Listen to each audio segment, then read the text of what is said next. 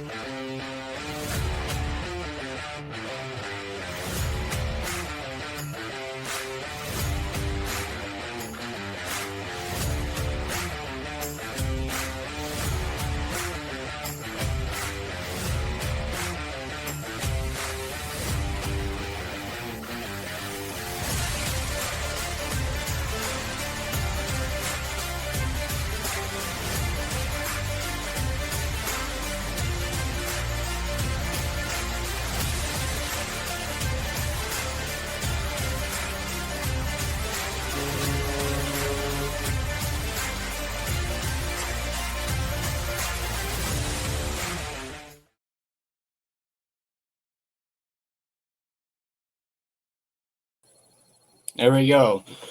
Hey, Canuck fans. Welcome to the Line Change Podcast, a proud member of the Hockey Podcast Network. And we're here live for our Unleashed After Dark post-game show as the Vancouver Canucks have been defeated by the Buffalo Sabres 3-2 in a game where they outshot the Sabres 32-15, not 31. Obviously, tonight marked the return of Thatcher Demko after he missed the last 12 games due to a groin injury. Canucks not only just 2 wins in their last 10 games, this being their last home game before the Christmas break as they go on a pretty big road trip starting in New Jersey on Sunday morning. Yes, Sunday morning at 9:30 a.m. Pacific start time. We got Gerald here. For those of you that watched the video earlier, Gerald just popped out. For those of you who watched earlier, I did end up deleting the video, so I'm just regurgitating what I said earlier, just in case others did not. Or just in case somebody new comes in, Oh, Gerald's back in. Oh my God. As I mentioned earlier, I thought the Canucks played okay. I mean, I think you and I both agree they played okay tonight. Despite them I thought they played okay. Obviously, they outshot the Sabres. But it's like what Witt keeps saying, we outshoot teams, we lose. We get outshot, we win. I think he's onto something, because it keeps happening. Little shout out to Witt from Canucks Uncensored. But here we go. Unleashed After Dark. We're gonna get a little, say what we're gonna say. Since this is take 2, do you still have to go through the goal visualizer and everything because you deleted the first one? No. I mean, I have it up. I just won't be able to share it because I think that's where some of the issues come in with my computer. So I just have it up so I can see it. But if we wanted to look at stuff, I have it popped up here on my laptop. So okay. So this is sort of the time that I make some shout outs because I think at 11, what was it? Just before 11. So 10. And just before 11, before Clay's stream, asked chat if you guys were down for this. And at that time, there were, Harry, Duolingo, Bobby, I believe Alfred, and not too sure who else. But right now we have Just Incredible, Alfred. Thanks for coming back, round 2. We got Bobby back, and we actually got Swerve Nervin from Anaheim. I think he's still there because he's not back until Sunday. So we're actually missing Harry and obviously Jordan, because I think Jordan's on his way home. But it was kind of a crazy night. We were at the Shark Club. Have to say, there were a lot more people for the NFL game than the Canucks game. Typically on a Canucks night, even if they're play at home, I remember going to the Shark Club and you'd have to wait in line, try to get a seat. There was no rezos. You had to wait and walk in. So tonight it was pretty empty. A lot of NFL fans there, and they only did a draw for the NFL game, not for the Canucks game. And surprisingly, I talked to our server and I was like, so I guess the Canucks are kind of killing you guys, eh? And she's like, well, look at the score. And at that time, I think it was 3-2.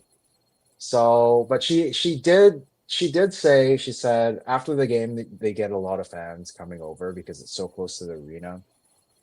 And she definitely was not wrong. The place was packed. A lot of Canucks fans. Spoke to people that had jerseys on.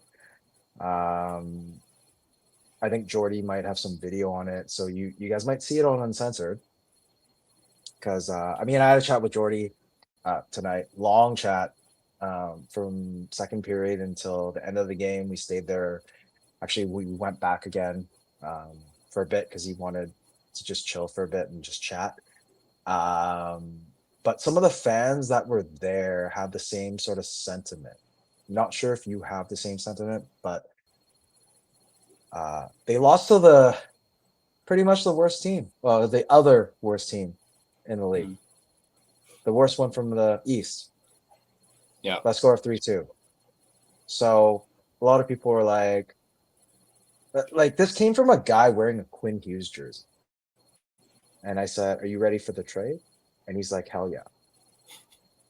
That pretty much explains everything. Like you paid money to buy a $300 jersey and you're like, yeah, let's just trade him.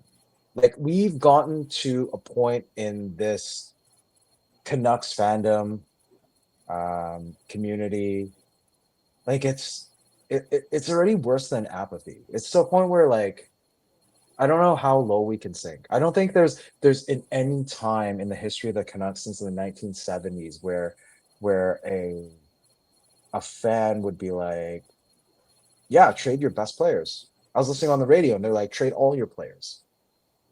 Like, when does that ever happen, man? Like, have you ever seen that, Tyler? Not that I've seen, no. It's so ridiculous. Like I know Jordy from Uncensored's like, it's okay for us to lose. Yeah, it's true. It's okay for us to lose, but not to the worst team in the East. Come on, man. You got to at least get a win. The Canucks have 4 wins at home. 4 wins. How do you explain to people that actually pay good money to come to see the team, and this is the product that you get? I mean, right, like, they didn't play an awful game. It could have gotten worse, to be honest. I don't know if you missed the Demko flop, the misread. I think before we ended the first post game earlier, I was talking briefly about that. They were on a power play. Demko misplayed it. One of the Buffalo guys almost scored a goal. Like, if he wasn't out of position, it would have been easy tapping goal, open net. Like, Demko was so far out of position. And it was on a goddamn power play, man. Seriously. Like, it's just, I get it. It's your first game back after an injury, but have we resorted to this right now? Like, I'm sorry, I will message Clay. I'm sorry I missed his stream. How was that stream? How were people feeling in chat? I missed most of it because I was getting things set up and actually was looking at some highlights from the game tonight just so I can have a better, so I didn't come into it until probably 10 minutes before it finished. So, and I wasn't really looking at the chat too much. I commented in the chat a little bit, and I let some people know, hey, we're doing a Unleashed After Dark in about 15 minutes. And Clay actually mentioned it too. So, I didn't really see what the vibes were, so I can't really answer that. So yeah, that's seriously. I mean, I was driving home from Shark Club and listening on the radio, and there's so many fans. There's a season ticket holder from 1979, and he says he's never given up on the club, but this year might be the year. Another one from 91, and I don't think any time in the what is it 55 years of Canuck history has a fan group of the city been so adamant on a full rebuild. I don't think we've ever seen that. And it comes down to, do we have trust in this management? Do we have trust in Jim Rutherford, who's 77 years young, and his trusted right hand man, Patrick Alvin, to helm this? It just feels, even when I was talking to Jordan, it feels like, what is it, 20, whenever Benning left, 2018 all over again. It feels like right now JR is trying to save their asses and trade Quinn Hughes, kind of like how they traded for OEL and Garland just to save his job. That's what it feels like right now. So I'm not too sure how others feel about this, but they made some bets, they made some risk, and it's time for them to pay it. And I was telling them, and it feels like management might be let go before Huggy is traded. Because I mean, if any of you guys have read the Drance report on The Athletic, I know it's under a paywall, at least looked on X, do we trust this management in dealing with that trade? That is such a huge question, because it makes or breaks. Like Drance was saying, it's not that if it's done well, it's not the end of an era, it's the beginning of a new one. So what do you think? What does chat think? I would love to know. I agree. I agree. And actually, I'm glad you brought that up, because I did go back and watch, what was it, last week? Clay had Rain on for his hot takes, who's still going to be actually coming on here at some point. We still got to figure that out. But he echoed the exact same thing. I think he was the one who said, he thinks Alvin's going to go before Hughes gets traded. That was one of his takes. And that, you just saying that just reminded me of that. And yeah, I could honestly see that, Patrick Alvin going before Quinn Hughes gets traded. But I think when it comes to Rutherford, I think he'll walk. I don't think he'll necessarily be fired. He'll just be like, I'm done. I mean, he's already 77 years old. I think he'll just be like, done. But it'll be Alvin who's the one who gets fired. So, seriously, you're 77 years old. How many more years are you going to be working? I'm not saying that guy's going to be done, but in terms of work wise, are you able to manage a team still in your 70s? You're hitting 80 now. And if the Canucks were to do an actual rebuild, by the time that rebuild's done, the guy's past his 80s. The guy's obviously not gonna be we're gonna do a rebuild. He's gonna be like, hey, Aquaman, we can fix this on the fly. just like what Jim Benning said, we can fix this. No, like for God's sakes, it's not gonna happen. I mean, Witt has also said before. I feel so like it's weird because Witt and I have this sort of relationship that we talk a lot offline, and that's why I reference him a lot. But um, it's kind of sort of my views in a sense too. But I just like to give him a little bit of props that it can be done in a quick way, quick retool. Not a lot of people are gonna be happy about this when I say it, but if the trade is done well, correctly, it can be done quickly. Timing is crucial when it's done, what sort of pieces or assets they get back. It has to be quality pieces. Like no one gives a shit about this volume shit. For hell, like they can throw out like 7, 8 pieces. No one gives a shit if it's all shit pieces. Like if you guys right now, like what Rutherford is doing, I am hesitant because he is thinking, yeah, we're gonna get younger. We need roster players, but what kind of roster players? Like you need obviously players that are under 25 that can fit the core, but it also has to fit in with players like Besser, who's what like 28 now or no 29. Is that if I'm not wrong? Because I think his 29. His contract runs until he's 36, and then you have Garland, who's another 6-year contract. You have Demko, who's past his 30 and he has another 3-year contract. Like, how does that all fit in? Yeah, you need some veteran presence for these younger kids, but what kind of pieces are you gonna get? Where are you gonna get them from? Right?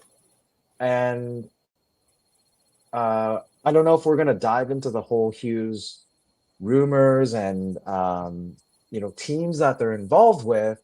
But in my mind, I actually have a couple that I wouldn't mind doing the trade with. But the problem is, the way I see it, it wouldn't be by trade deadline. It would be by the draft. Yeah.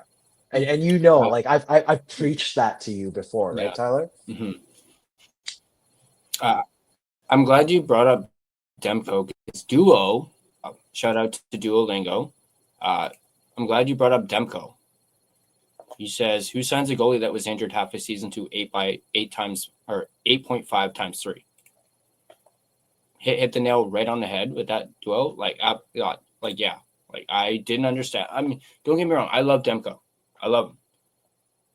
But he's injury prone. He hasn't really proved anything in the last few years, except for that one season where he ended up getting that popliteus injury. But yeah, if you have that knowledge that he's not healthy and you still sign a guy like to that type of money after having already signed Lankinen, given him, a big contract, it makes you wonder, like, Jim, what are you doing? And then you end up trading Seelovs, who's flourishing in Pittsburgh. Okay. I have to say something on that because a lot of people don't like the Demko trade. I understand it. It was out of respect because think about it right now with Quinn Hughes going through all the rumors and everything. He's never once said, I love Vancouver. I want to stay here. I want to be here. Only 2 players have, and that's Besser and Demko. So if you have this loyal player that is here, obviously you're going to sign him. I feel like I have to double check. I will look it up. I think there's a new no movement clause for Demko. I'm not entirely sure. I will double check that right now. But they can fix this. They can somehow trade it. Like if we were not to extend Demko, we still wouldn't have been able to keep Seelovs because Seelovs was on the 2nd year of his NHL contract. It wasn't a 2-way anymore. It was a 1-way.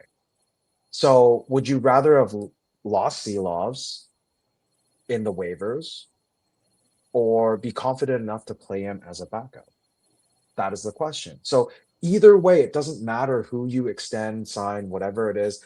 There's no way in hell you would have kept Seelows unless you traded away Demko, or you traded away Lankinen, who just signed the 5.5 for 4.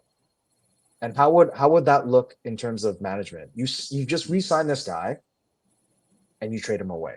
There's no way they can do that because people around the league talk. Every GM talks with all the other GMs.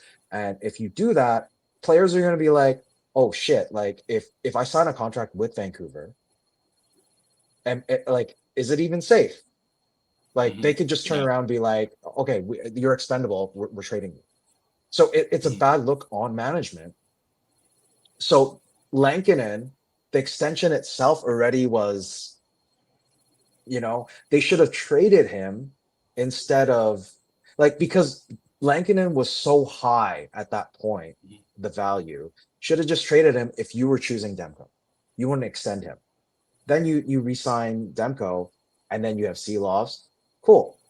And if Seelovs doesn't do well, then you send him down to AHL, bring in Tolopilo. Lucky enough, we've been doing well with Tolopilo with all the injuries. Yeah.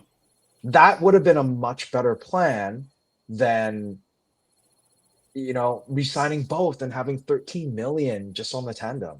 Right. Okay. It could have been the best tandem in the league. The best. Think about it.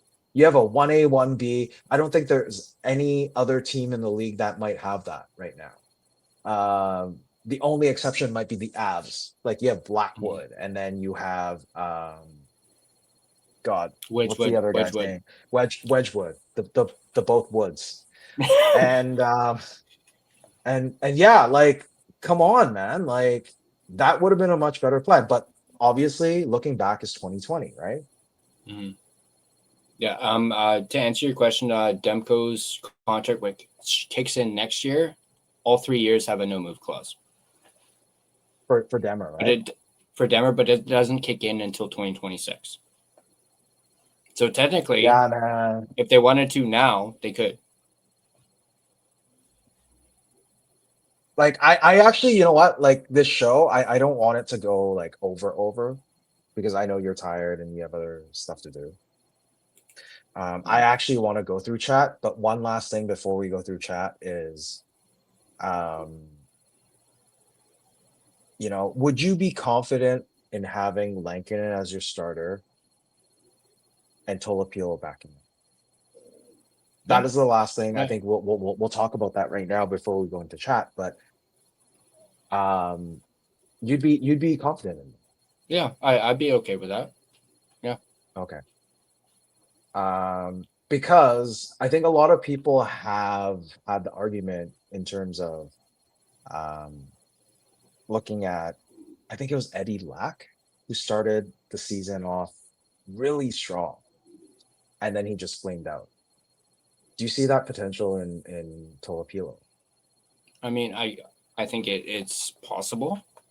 Like obviously, right. I hope it doesn't happen, but it's like anything's possible. When I look at the goaltending for the Canucks, I'm honestly just waiting for Medvedev to come up because I think he's going to be like our next. Like I don't want to say next Demko because by that I don't mean like he's going to get injured like constantly and stuff like that. But I think he's going to be, in essence, our next Demko. Like he's our next number one goalie. Like hands down. Just another solid, dependable goalie, but minus the injury issues. Yeah, but I think that's still like maybe another 3 years away. So maybe once Demko's contract's over, that might be when Medvedev might start getting into NHL or the NHL. And I honestly cannot wait for Medvedev. Imagine, I'm glad you mentioned Lankinen, Tolopilo. I'd be okay with. I would much prefer if it was Tolopilo and Medvedev. I think that would be a better tandem right there. And then you can't forget about Ty Young. I know he's had a shit season in the AHL. I'm actually going to talk about Ty Young in my next report tomorrow, very briefly, because he got sent down back to Kalamazoo, and he had an 0-7 record in the AHL. He didn't win a single game. So I'll touch on that in the next report very briefly. But yeah, we still have him. We still have Koskinvuo, who I haven't seen too much from, but I think he's gotten one of the few wins that Abbotsford has actually gotten this year, aside from Tolopilo. So I'm intrigued for him, but it's Medvedev for me. I cannot wait for him to get to the Canucks and, start in the NHL. But until that happens, we're kind of just stuck with Demko and Lankinen for now. Who knows? Maybe they do decide to move off of Demko before the deadline, before his contract kicks in. But then again, that's another kick in the teeth to a guy who said he wants to be here, to your point. Okay. Sorry, just one quick thing. Hey, Swervin, don't leave yet. Because it looks like he's got to go. Have a good night. It's about 12:40. And I mean, if he replies, then great. If not, then we'll continue. Tai Young, I just want to say, still young, making the adjustments. I mean, it's very hard going from ECHL to AHL, and it just takes time, right? So we just got to be. I hate harping on this, but we just got to be patient. And you don't trust in the system, right? Servin is back. Yeah, Medvedev, we're gonna break that guy too. Oh my god. Yeah, but you never know, right? But to be very honest, because of all the injuries, AHL has been super thin. I mean, the big club is obviously going to, if they're doing not so well, then the AHL is going to reflect that, because the teams, like the players, are up in the big club, and what can you do, right?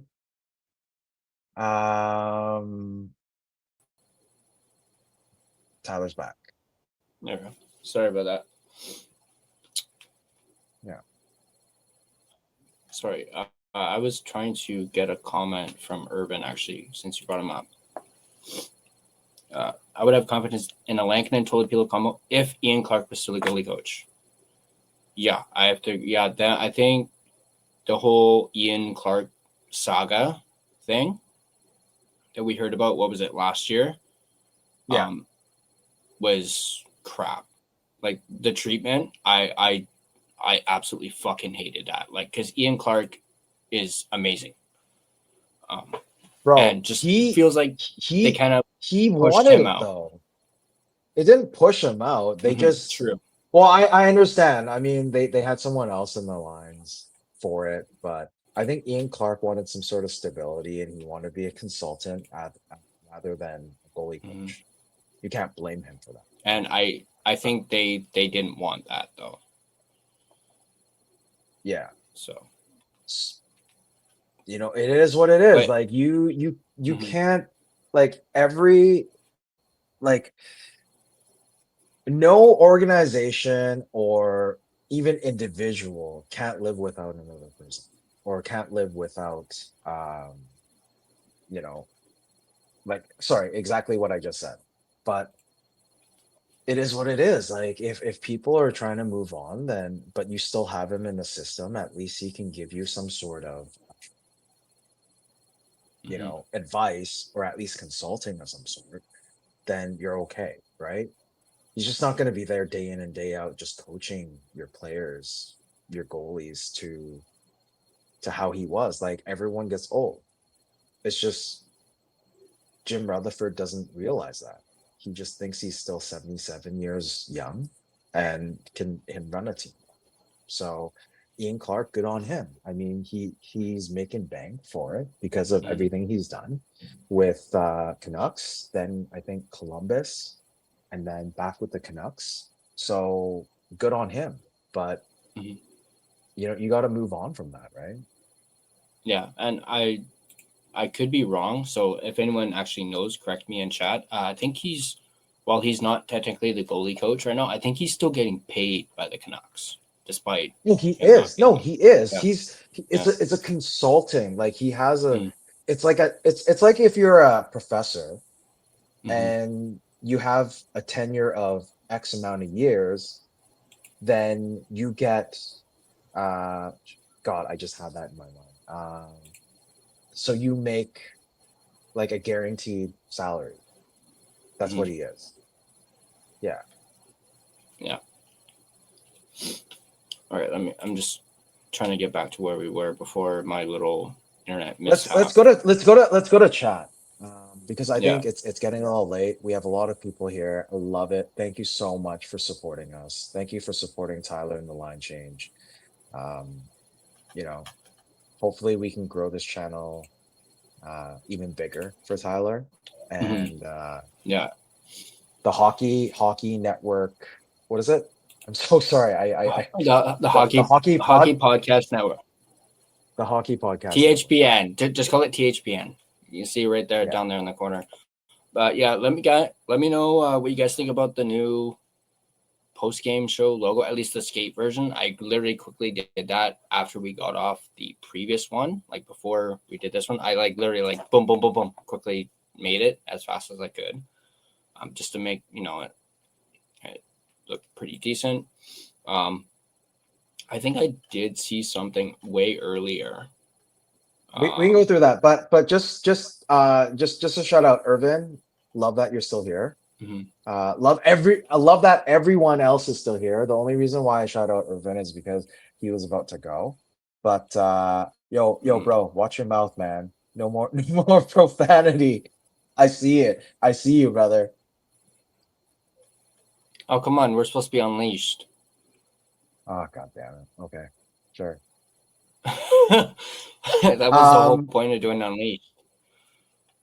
Alfred, thank you. Thank you for the comment about the jacket. Love it. And shots. We lose. Shots. We tank. Yep. Agreed, man. Yeah, don't worry. Tyler, let's just start from the top. Let's just start from the top, and hopefully we can work our ways down. And then once we get through it, then maybe we'll throw in some more of our takes. And I just want to make sure all your followers that are here spending their time with us at 12:46 in the evening or in the morning to be with us. Before we get into the chat, let me do my sponsor because we're at about 30 minutes now, and I'm not sure how long we're going to go. So let me quickly do my sponsor, and then we'll jump into the chat, into the comments. I have it all the way back up at the top, so we'll start from the top. Let me thank my first sponsor, Gassy Jack Art, maker of that artwork you can kind of see behind me, along with the minion is not included in the artwork, just a heads up. Gassy Jack Art, maker of this fine artwork you see right here. You guys can check them out yourselves at gassjackart.com. My primary sponsor is DraftKings. So you guys can check them out, DraftKings. And big thank you to my sponsor, DraftKings. Drinking and driving is a decision that will change your whole world. Things will never be the same once you get a DUI. Because legal fees and time in court are just the beginning. Getting into a crash is another way your world could be irreversibly changed after drinking and driving. Your vehicle may not be the only thing that gets damaged in that crash. You could face a life-altering injury or even death. But you're not the only one who could face those consequences. Your decision to drink and drive could permanently change someone else's world, whether you injure them or leave their loved ones grieving. The next time you're out drinking, call a rideshare, a taxi, a sober friend, or a designated sober driver. Always plan for a safe ride home. The only decision that'll change your world for the better is the decision to call for a sober ride. It's never worth it to drive drunk. Don't risk it. Drive sober or get pulled over. Paid for by NHTSA. The jaw-dropping moments that make hockey, well, hockey. Experience them all with DraftKings Sportsbook, an official sports betting partner of the NHL. Missouri listeners, listen up. DraftKings Sportsbook is now live in the Show Me State. New customers, this one's just for you. Bet just $5, and if your bet wins, you'll get $200 in bonus bets instantly.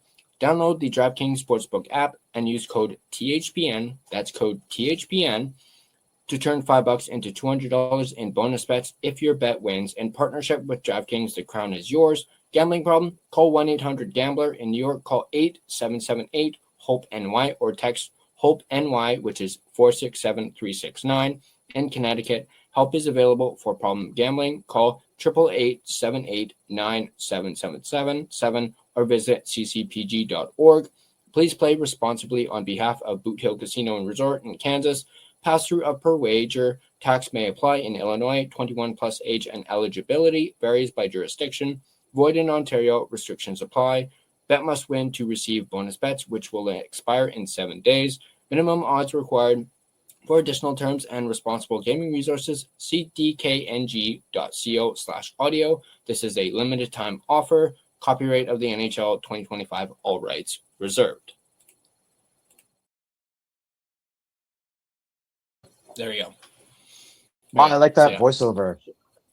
Love it. Shout out to DraftKings. I literally recorded that earlier, before, right after our earlier post game, because apparently I need to talk to you. When I played it earlier, there was no sound. There was no sound at all, so it wasn't even a sponsor read. It was just quietness, and I didn't realize that. Thank you to those in the chat who let me know. I'm surprised I didn't pick up on that before. This was a new one. They sent me a new script. So, but yeah, let's get to comments. Ah, crap. Went all the way back down to the bottom. Okay. So first one, Alfred in the building. Love it. Here we go. And actually, Alfred and I are going to be at Greta on the 20th of December for the Canucks Army watch party. Sam will be there too. I talked her into it. And for those of you that want to go, keep in mind it is a 4 p.m. game start. So it starts at 3 p.m., I think. Yeah, 3 p.m. at Greta, which is unusual because usually it's late night. I mentioned in the earlier stream, I'm going to try and do a post game that night. Depends on what time I get home. Bro, just do it at Greta. Actually, you know what? That's actually a really good idea. That's a very good idea. I can talk to the people there and we can get that shit set up. Yeah, definitely. That's a very good idea. And we got Bobby in the house. People's First Yukon. Swervin is here. Sup, Swerve? I think. Tai. Well, I think he's gone now. But Tai. Man, I haven't heard someone call me that in years. Oh no, man! Irvin is still here. That's great. That's awesome. I think. Oh yeah, I think as long. Okay, great. What's up, brother? So this post game show is brought to you by Tai and G Baby. There you go. At least according to Irvin. Love it. My groin. Is that? I'm assuming that's a Demko reference, or is that maybe Horvat? Because I saw Horvat got injured in the game, in the Islanders game earlier, and it looked it's a little bad. Very unfortunate. Very unfortunate.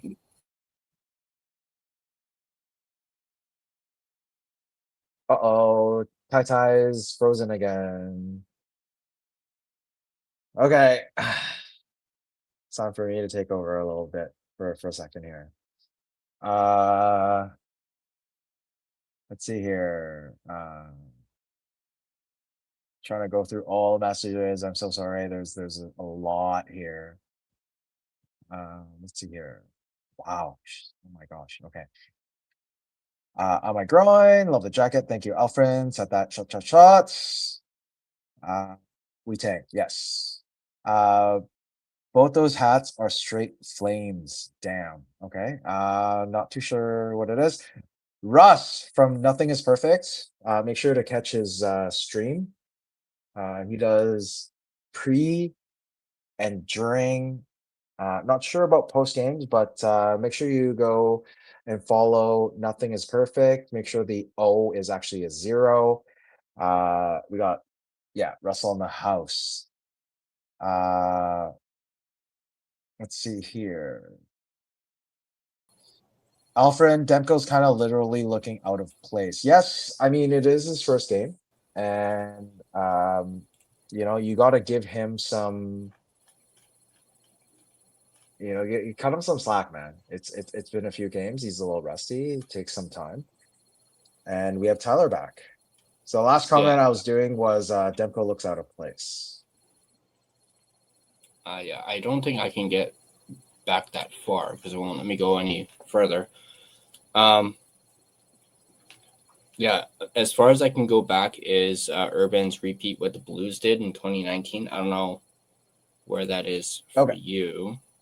Okay, I'm just going to go through it. I'll just read them out. Yeah, just go ahead. So let's see here. The last one. Demko literally looked out of place, and I said, yeah, it's his first game. Give him some slack. A lot of tired of losing sentiment in Clay's stream. Thank you, Alfred, for letting me know, because I unfortunately was not there. Hard to say. People are all over the place. I think that's sort of everyone trying to say of the Canucks fandom. Bobby is saying we are upset about the game. It depends on which side you're on. Alfred, some were super optimistic. My mind is like, bro, you really think we can turn this thing around after all that's happened so far this season? We're not the effing St. Louis Blues. You never know, man. If Demko actually goes on the tear, and somehow the Canucks do trade Quinn Hughes soon, and whatever players we get back, they could. Let's see here. Servant is saying repeat what the Blues did in 2019. Yeah. It's possible, hopefully, but it's very unlikely. And I think we're caught up with your side, right? Yeah, because that's the first one that I can see. Then you got Elfren, JRPA is not the management that will start the rebuild. Yeah. But unfortunately, they got the okay from management, or sorry, from the ownership. Yeah, which so surprises me. I don't know, man. Yeah, I do like this one from Irvin though, and I could marry Beyonce. No, you can't because you're already married, my friend. Both things have the same. I think he's just comparing the two. I know he's joking. I thought that was pretty funny. That's why I highlighted it. I thought it was pretty funny. Irvin, it's funny, but Irvin, no disrespect to your wife, man. Come on, be a man, brother. Mm-hmm. I love you like a brother. I'm just being straight. Elfin, realistically, this Canucks core doesn't have the ability to do that. Talking about the rebuild, exactly. No, but let's stay on that for a quick sec. Let's stay on that for a quick sec. Let me ask you a question. Go back to Alfred's comment. And let me ask you, I mean, we did go through the 23-24 playoffs, made it to the second round, lost in game 7 against the Oilers. And at that point, I think Seelovs was in game 7, but he still played a spectacular game, right? Yeah. So do you believe in the core that we have? We're saying with the team that we have right now, we have Hughes, we have Besser, we have DeBrusk, we have Petey, we have Hughes. So with that sort of core, and then Demko, if he's not injured, and Lankinen, we'll say the 7 people. Would you be confident that they can actually do a long run? Would they be able to do this day in and day out, every other day games to stick in the playoffs? Would you be confident in that? I'm gonna say no. No, not confident. Okay. So what the hell are we doing talking about the St. Louis Blues if that team is not really even up to par? Like St. Louis Blues, the only reason why they did that run was because there were injured players that halted their beginning of the season. Then everyone gelled. Coaching was great. They went on the spectacular run, and pretty much like top to bottom, they had at least 3 good lines. They had 3 good lines. What do we have? We have Max Sasson, as the top line 1C right now. Okay, Yeah. we have PD back. We have Bluger back. Yeah, I'm not going to say Hedel because it's very unlikely. But we have PD, Bluger back in center. You have Sasson, Ratu as your down the middle, and then you have all your other wingers. Would you still be confident in this team if they squeak it in to wildcard 2 and play the Avs? Nope. They would be swept. So what is the point of going hard? I'm so sorry for all those that are here. Especially Bobby, I know you want the Canucks to win, or else you're going to be cheering for the Oilers. That's fine. But the thing is, would you much rather have a team that takes the first overall, drafts someone well, and maybe if they don't trade Quinn Hughes by that time, convince him to extend for 8 years, then we still keep our generational D-man, something that probably will never ever happen again, and continue to build for the following year, like next year and the following year, and work towards that, or trade Quinn Hughes right now and win some meaningless games just to squeak it into the playoffs and get swept by the Avs. Does it make sense? No. I mean, for me, it doesn't. No, not at all. And just to touch on the St. Louis Blues thing, yes, that's a good comparison. Some people like to make, but people are forgetting St. Louis had a 2C in 2019. We don't. So I don't think Binnington got hot. Binnington got so hot that year. It was just unreal. Like, if you look at Binnington now and you look at Binnington back then, yeah, he wins you big games. But in 2019, Binnington was a beast. And trust me, I hate Binnington, even though he's on Team Canada. Like, I don't even trust him in those big, like, a lot of people are saying, oh yeah, Binnington plays well on big games. He almost muffed it during that Four Nations game. Come on, man. Like, it's just, Demko would have played better if he was Canadian. Or like, yeah, I don't know. But that's a different story right now. It's just, they were hot. They were meant to, everything happens for a reason, and they were meant to win, and that's why they won.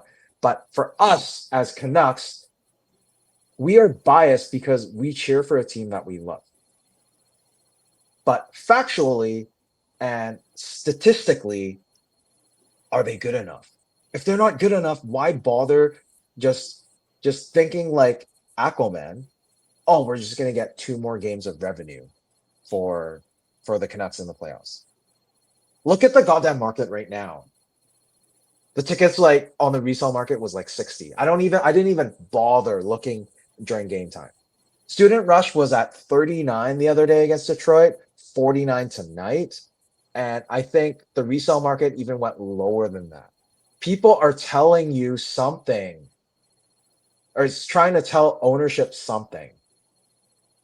Do something about this, or we're not going to come and cheer you. Because like the season ticket holders like myself and you know the 3 others that I share it with are not happy about this. We can't even we try to give tickets away to people and they're like, yeah, we don't want to go see the Canucks lose.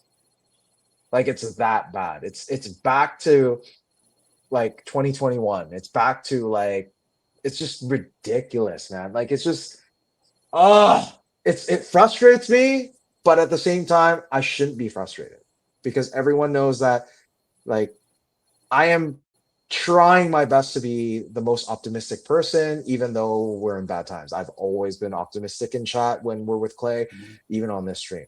But seriously, enough was enough because this game tonight proved it. It's the worst team in the East, and they won. You were up 2-1. You were up 2-1 and lost 3-2. How does that happen, man? I'm not oh my God, it's 1 a.m. and I'm screaming because it's just it frustrates me because I actually was cheering for the Canucks to at least tie the game, maybe win it. So I'm not on Team Tank. I still care, but you're not giving me anything to care about. Mm-hmm. Yeah, well, 100%, 100%. I mean, at least get this game to overtime, so at least get a point out of it. But we couldn't, even though we're hemming them in their own zone towards the end of the game. And kudos to Buffalo for getting in the way of those shots. No, they had a chance. They just couldn't shoot. And it's all this passing BS. Like, come on, man. Like, you have a chance to shoot it. Shoot it. Why the hell would you go and pass it? There was a few plays in the third where I don't even know who it was. I think it might have been Garland. He could have had a chance to shoot it. He passed the puck. Like, is this the whole PD like rubbing off of everyone? Like, it's pass first mentality as opposed to like shoot. Like, are you like, yeah, I know you guys have outshot the other team and you guys are taking terrible shots and it's not quality shots. But for God's sakes, just shoot the goddamn puck, please. Mm-hmm. All right, we'll continue with the chat. Who's all injured? I think it's the same people with the exception of Demko is the injuries. And you can throw in PD. So it's essentially one guy comes back, one guy goes out. Is basically how the injuries are going so far this year. I will be talking about PD and the Nucks report that I'm putting out tomorrow about injury updates and stuff, with him and Bluger. I will be going over that in that video. Duolingo, at least someone is calling out Demko here. I think our goaltending is a huge issue along with lack of offense. You guys confident in Demko /Lanky for the next 3 to 5 years at $13.5 million? It's actually 13, not 13.5, but yeah, no, I'm not. I don't even know if Demko will last the 3 years if he's in this state right now. No, I'm starting to think the same way for sure. Especially seeing that he's got a no move clause starting next year. And the fact that he wants to stay, and if they go to him wanting to trade, he'll probably say no. Because he wants to be here. Well, if Patrick Alvin and JR is trying to save their asses, they'll probably trade him.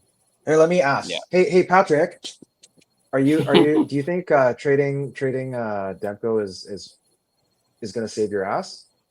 Yeah, I think he thinks it's safe. Swervin, Jim rather fold. Love it. There was that one that we did earlier about the duo did about signing a goalie who's injured for half a season. We already went over that one. Duo again, who throws out a 5-year contract for $5 million when we had a good AHL goalie or goalies that were performing well? That's, I believe, referring to the Lankinen 5. Yeah. Right. 5 year, $5 million. Yeah. Lankinen 5.5. Yeah, 5.5. But you didn't expect Tolopilo to stand his ground, right? I mean, we signed the Canucks signed Patera for a reason. Like, he was there just in case as a backup insurance in case Demko gets injured, and obviously he's not playing up to par. And then you throw in Tolopilo and he plays lights out. Like, dude, I love this kid's game. Like, it's like he's big. Might need to work on the 5-hole a little bit because his legs are so goddamn long. But in terms of like rebound control and all that, it's much better than Lankinen at this point right now. Yeah, that's one thing I've noticed for sure this year. Lankinen's rebound control has been absolute fucking shit. Oh my God, you're swearing. And this is a sponsored video. You know that, right? I'm sure the other podcasts on the network do it too. Hang on. They'll try to understand because you're a passionate fan. You won't lose your job over this, unlike some other people.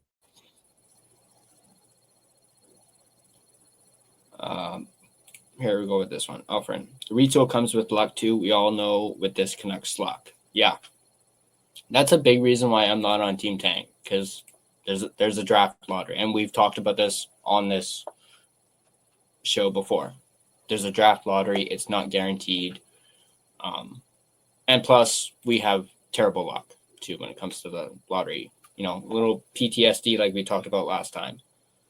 No, but I think I reminded you too that the most the Canucks could drop is 2 spots. So say they finish first, they'll pick third. Still, that's a top 5 pick.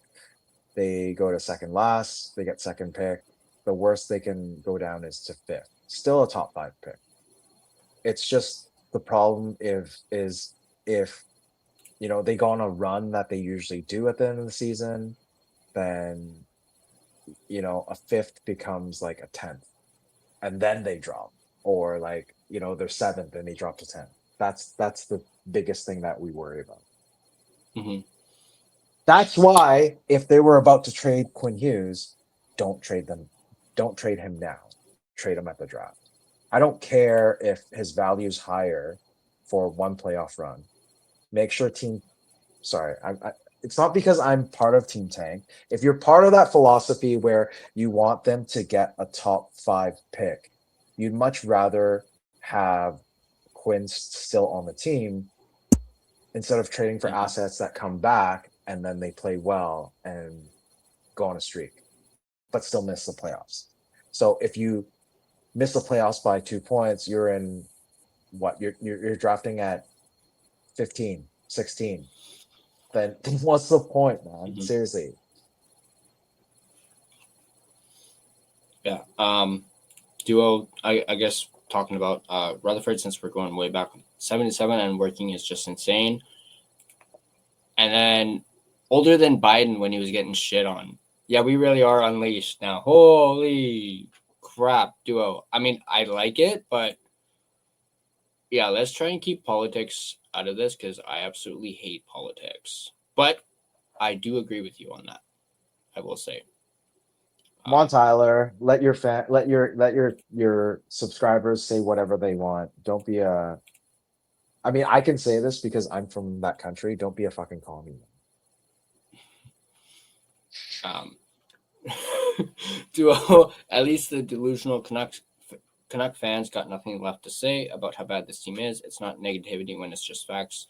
We are last place. People are waking up. Yeah, people are waking up. Yeah, exactly. For sure. Totally agree. At least we can be positive for a top 3 pick, hopefully number 1. Yeah, I mean, even if we don't get number 1, I'd be okay with top 3. Top 3 players look good. I mean, even 3, top 5. Like a player that I wanted, it's not McKenna. And if somehow the Canucks go on a run and end up getting 5th, still the player that I'm happy about. Yeah. Like there's a centerman that's 6'6". Yeah. Witt for one does not like that one. So I mean for once I'm not giving him props to that because it's something that I actually like. Yeah. I mean, hey, top 5 is better than picking 15th. So I would honestly take anything that was top 5. Demko has a no move cluster. That's what you mentioned. Yeah, I noticed that Harry's back. Basically, Demko currently has no trade protection. And then, yeah, who in the world wants to trade for an injury-prone goalie in Demko? Edmonton, probably. Oh, yeah. You got it. I was just about to say that.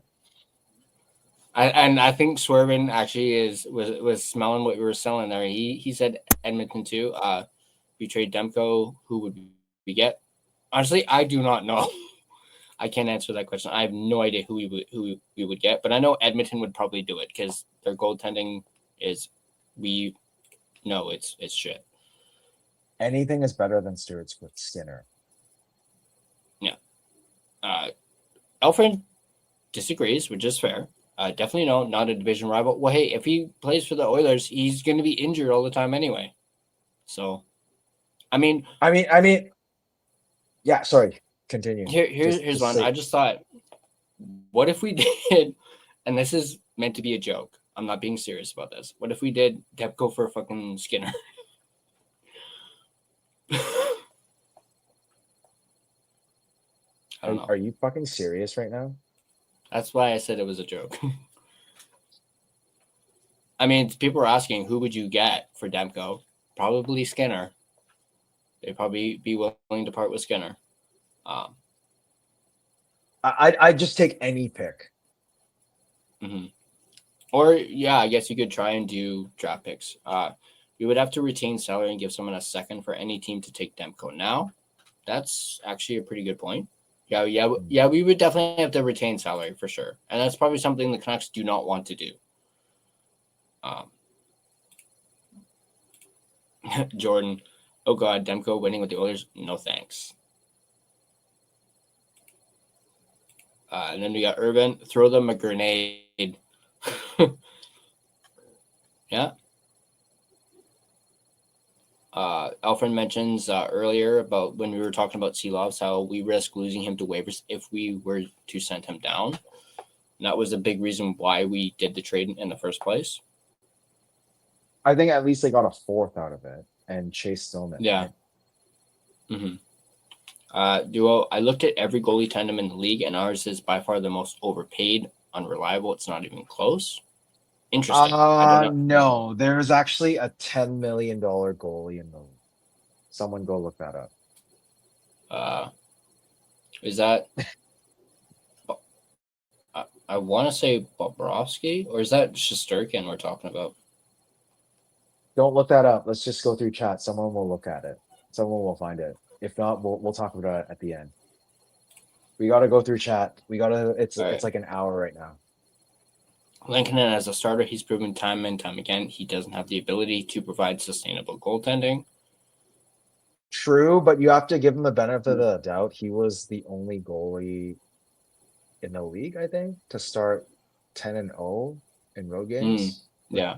I think that was the stat. But that was also when teams didn't have game tape on it. Mm-hmm. Duo is on fire tonight. I gotta, hats off to Duo. He's on fire. Canuck fans and drinking and driving is a decision that will change your whole world. Things will never be the same once you get a DUI because legal fees and time in court are just the beginning. Getting into a crash is another way your world could be irreversibly changed after drinking and driving. Your vehicle may not be the only thing that gets damaged in that crash. You could face a life-altering injury or even death. But you're not the only one who could face those consequences. Your decision to drink and drive could permanently change someone else's world, whether you injure them or leave their loved ones grieving. The next time you're out drinking, call a rideshare, a taxi, a sober friend, or a designated sober driver. Always plan for a safe ride home. The only decision that'll change your world for the better is the decision to call for a sober ride. It's never worth it to drive drunk. Don't risk it. Drive sober or get pulled over. Paid for by NHTSA. Yeah, have been focusing on lack of offense and Hughes leaving. Makes me cringe to think we got Myers and MP. I'm assuming Marcus he's talking about left. We don't see how bad our goaltending situation is. Well, yeah, when you got guys like Myers and Marcus Pettersson, I mean, not necessarily Myers per se, but Marcus Pettersson playing pretty bad defensively. He was terrible tonight. But Myers was deep. Myers was so deep in the play tonight. It was, and he didn't fumble. Like, I was surprised. Like, Myers was just down by the icing line and like in the corners trying to make a play. Like, it was, I mean, I give props to him tonight for sure. Looking back. Okay, there's that one we were talking about, Langton to appeal, and we mentioned Ian Clark. So we already, I think, went over that. Just down to where Swerve said he was going to leave, and yet he's still here. That's what Unleashed After Dark does to you. It sucks you, it pulls you in, keeps you around. That's what happens. We wanted Irvin in here. Yeah. Jordan says we have a night for a meetup. Ooh. Jordan, if you're still around, do tell.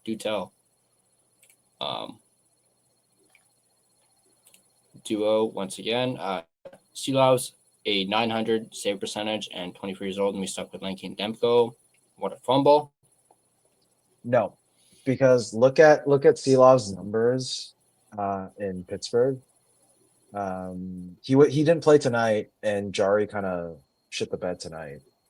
But Silov's is on a really bad losing streak right now.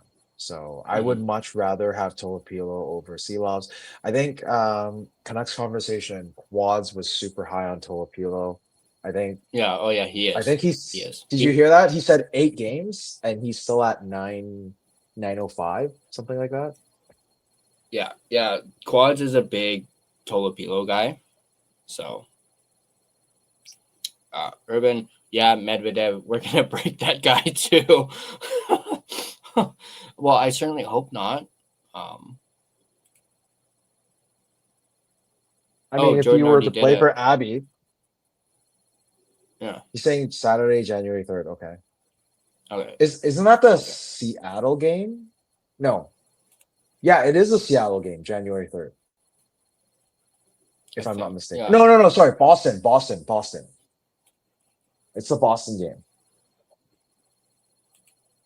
Boston on January 3rd? Because I know we're playing Boston on the 20th as well. Okay, wait. Let me double check. I'm gonna keep going. Ryan Thompson. There is not system or plan in place if we don't get a top 3 pick. Yeah, I agree. Well, we all know there's no structure. We talked about that last time in our last post game. Now there's really no structure.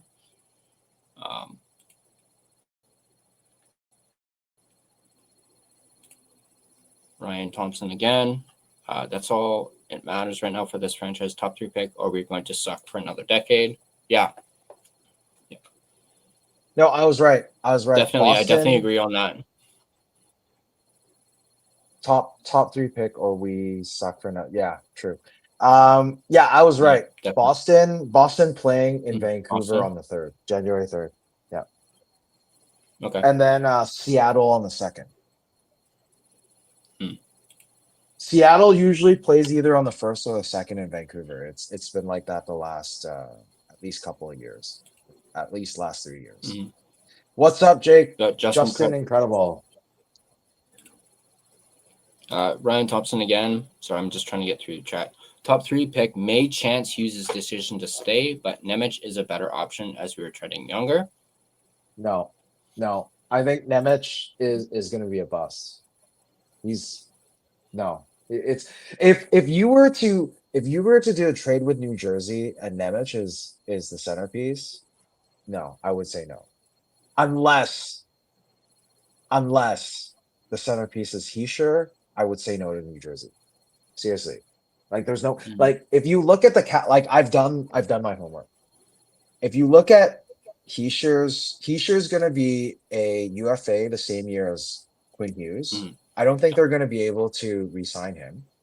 And he's at 7.8, I believe, or 7.35, something around that. It's comparable to Quinn's. So if it was 1-for-1, yes, in terms of contract wise, but it'd be a lot of picks and other prospects that come back this way.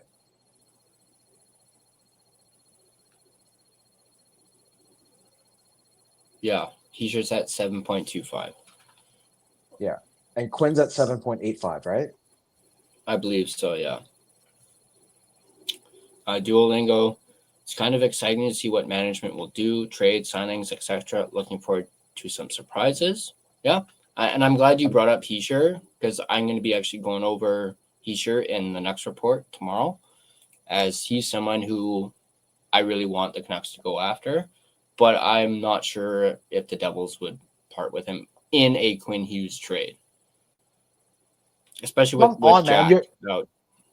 Bro, you're getting Quinn Hughes. Everything's on the table. Everything is on the table with exception of Jack Hughes and Luke Hughes. Everything else is on the table.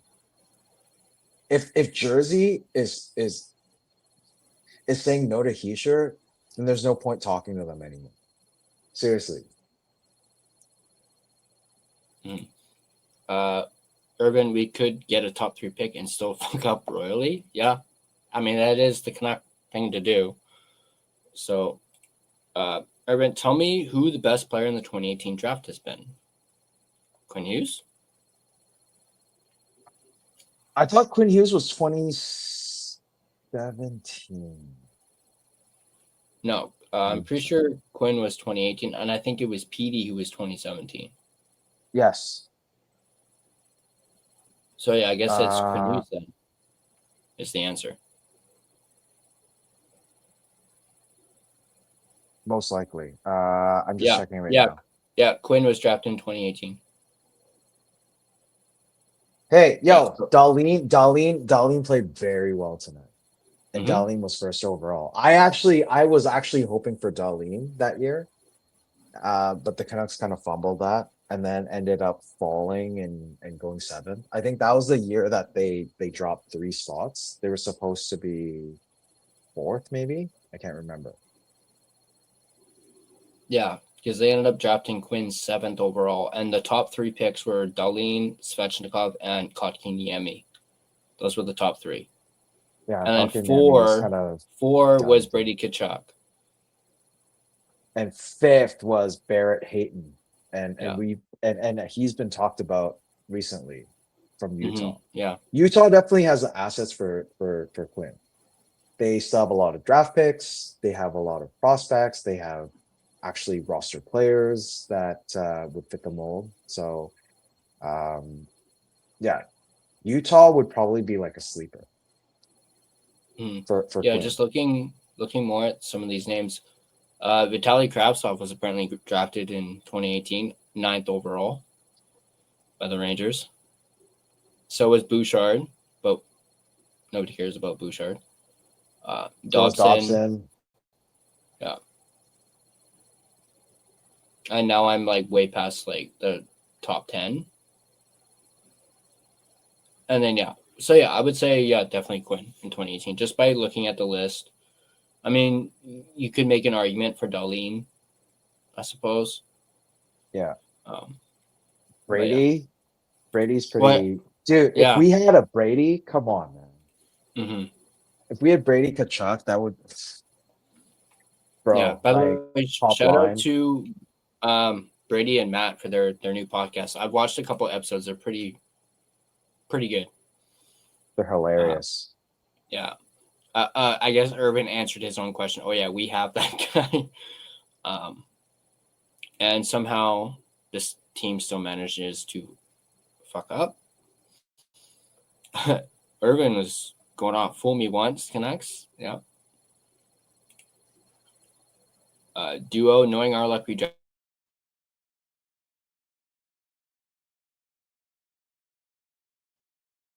Oh, man, that sucks. Nail Yakupov. I think Tyler got frozen. I think he needs to restart again. But yeah, that would suck. McKenna, I think he's picking up again recently. He wasn't doing so well in the first couple of months, but I think he's starting to pick it up. So who knows? Definitely top 3 for sure. I know a lot of YouTubers, content creators, part of the Canucks community are very high on McKenna still. So yeah, it's probably going to be, I think McKenna will be first. But while Tyler refreshes, I'm just going to go back and read some of the comments. I'm going to try to get through all of them tonight. It's already 1:26. But we'll try to do as many as we can. Let's see here.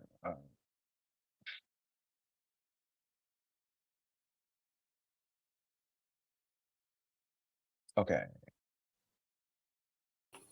Swerve Irvin, I believe in change when I see real change. Yes, agreed with that.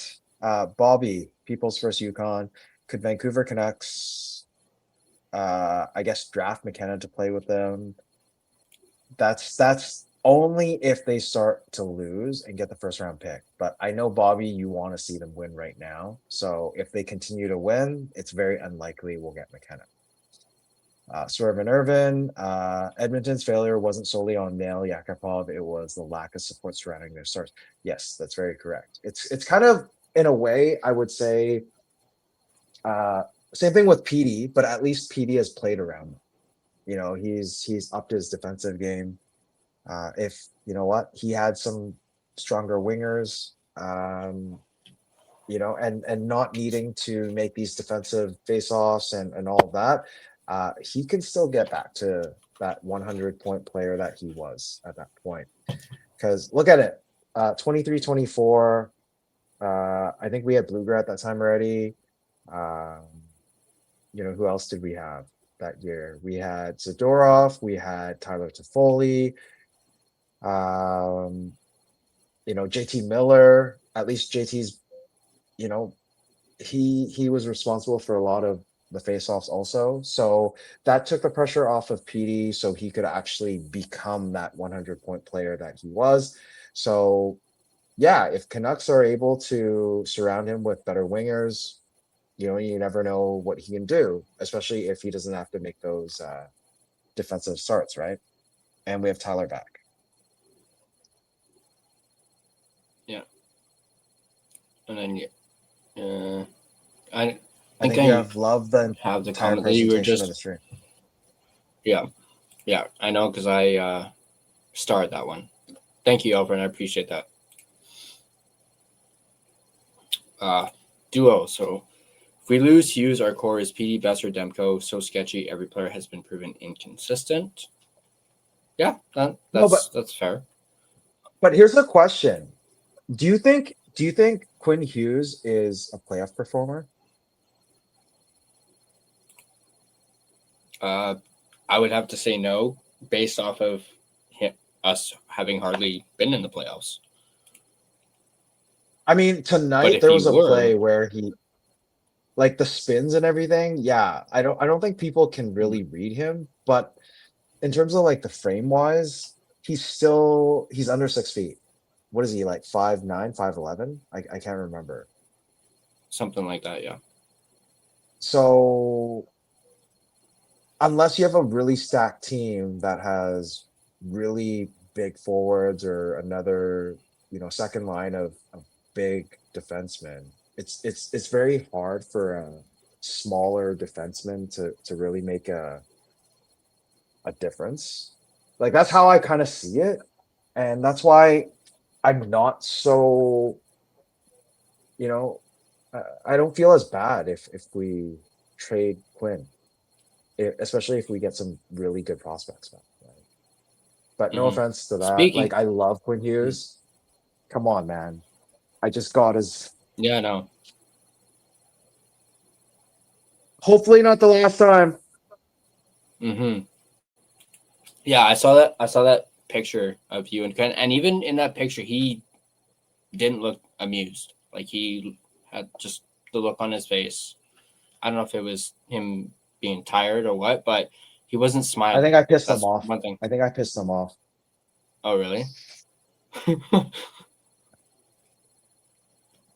But anyway, if we lose Hughes and get no less than four blue chip assets, be it picks, prospects, roster players, we're cooked. Yeah, they need to, if they're going to trade him, they need to nail this trade. Hey, remember, January 31st, yeah. 5 assets. It was said here. Duo, maybe this is the year where we finally draft our own number one. Yeah. Canucks have never drafted number one in history. Oh, sorry. The only exception was the 1999 draft where they had the first overall pick, but they sent it down to Atlanta, and Atlanta got the first, and they got the second, and then the third from Tampa, which allowed them to draft Daniel and Henrik. Daniel at second and Henrik at third. But it's like what I've said on this channel before. and I reference Angels in the Outfield, if you guys have seen it, it could happen. So that's one thing I always say. I don't know why I keep going back to that. It's like branded into my brain. Just incredible Rudy, hype for the Night and also Owls. Rudy, right? Yep. And also Rudy, right? Mm-hmm. You watch Rudy? Nothing is impossible. Rudy. Oh yeah. The movie Rudy? Duo. Ottawa got 7 pieces, including 3 draft picks, 1 first, 2 second for Erik Karlsson. Imagine if you got 7 pieces. I think Duo is looking at uncensored infographics, because I think Witt put that out, and I think he also made a comparison to who else, like Pronger, Carlson. That was the one.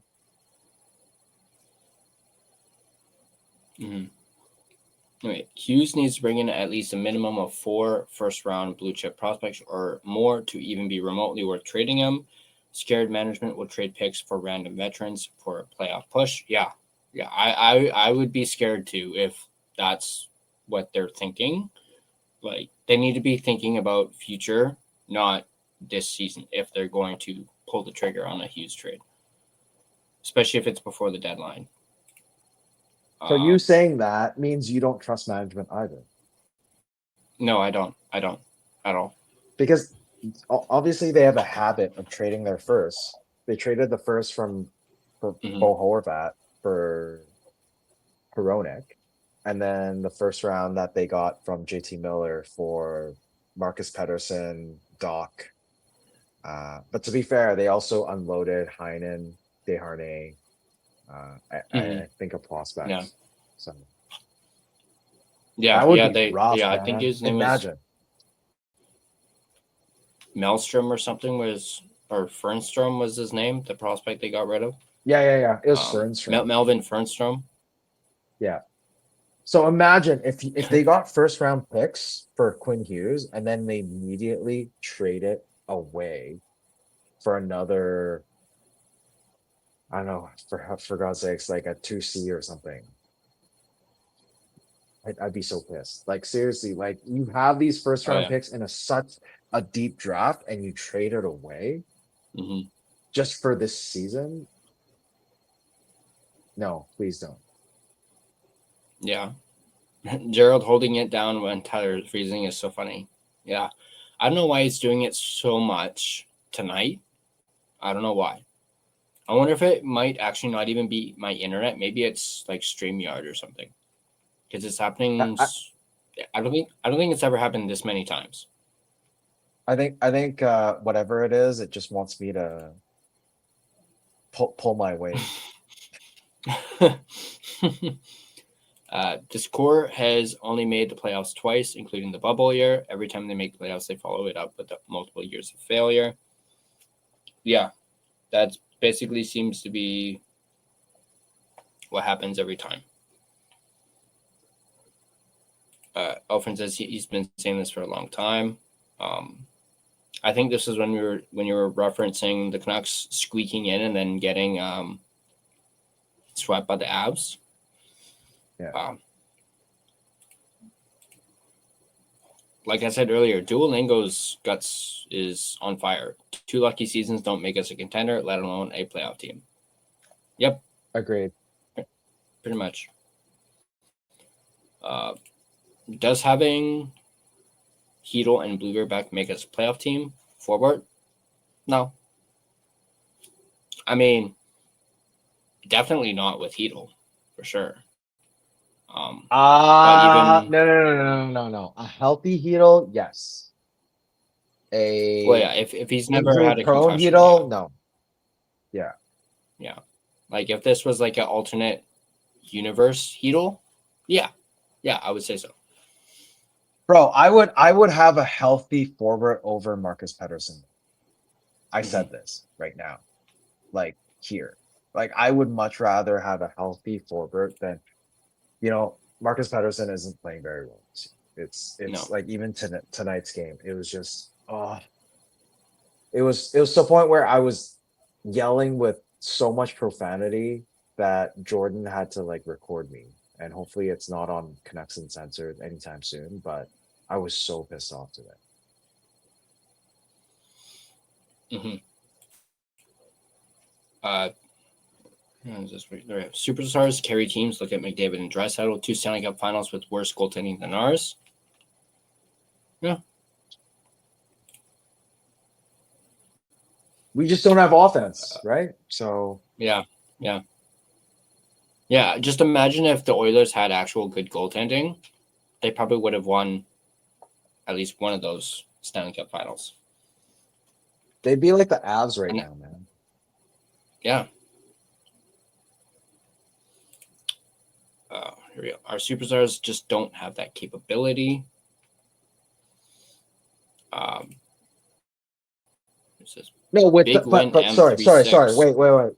But wait. Because like I said, I explained if PD wasn't, if we had Bluger in, PD wouldn't be as, exhausted by those defensive matchups, face-offs.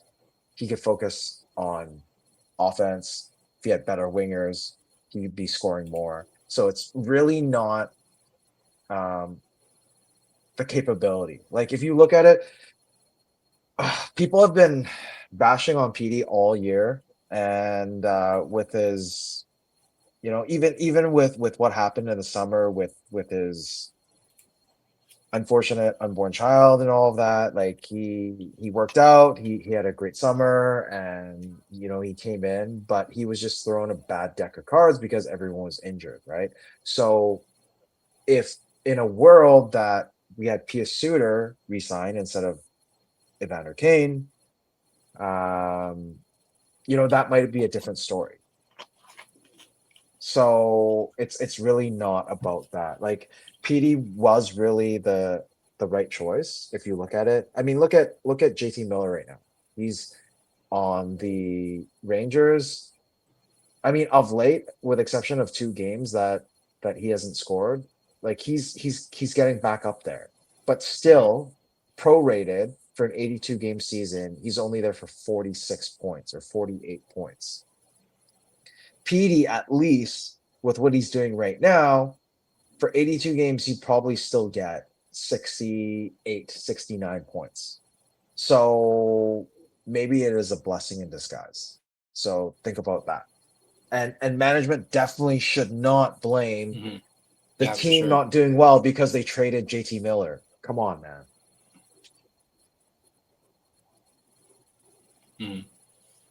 Big win.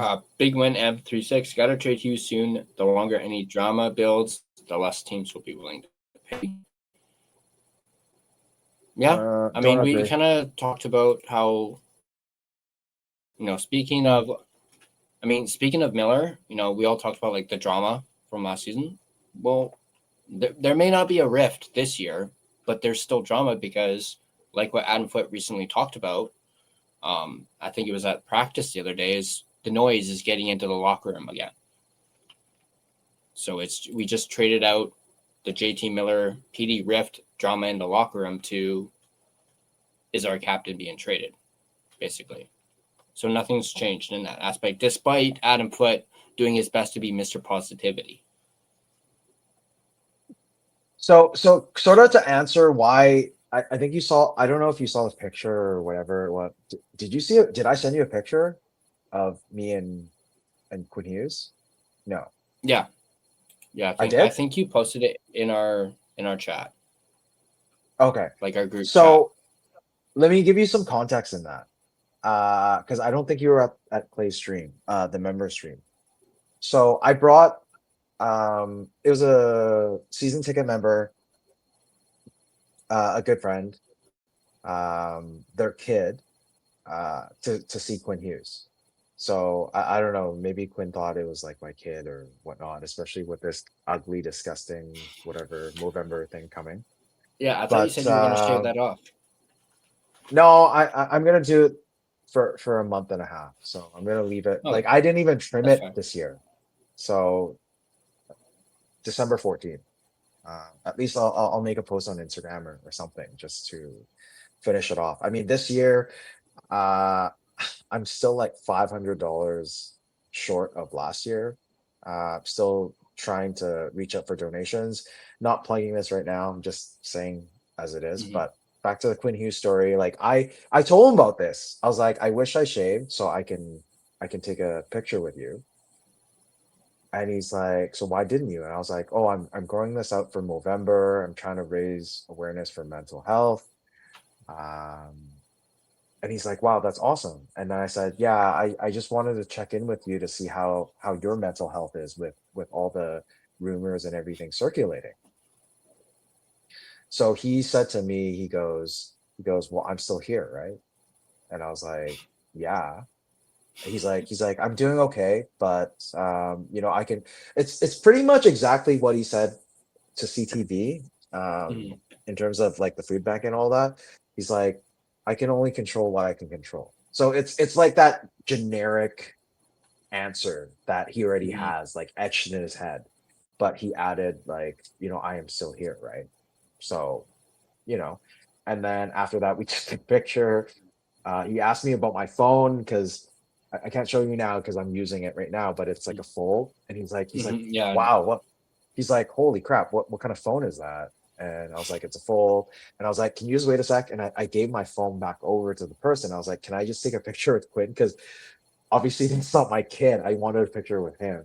And then he grabbed the kid. He's like, oh, you should get into this. And I was like, oh, whatever. So he might have looked kind of pissed because we took like 3 pictures.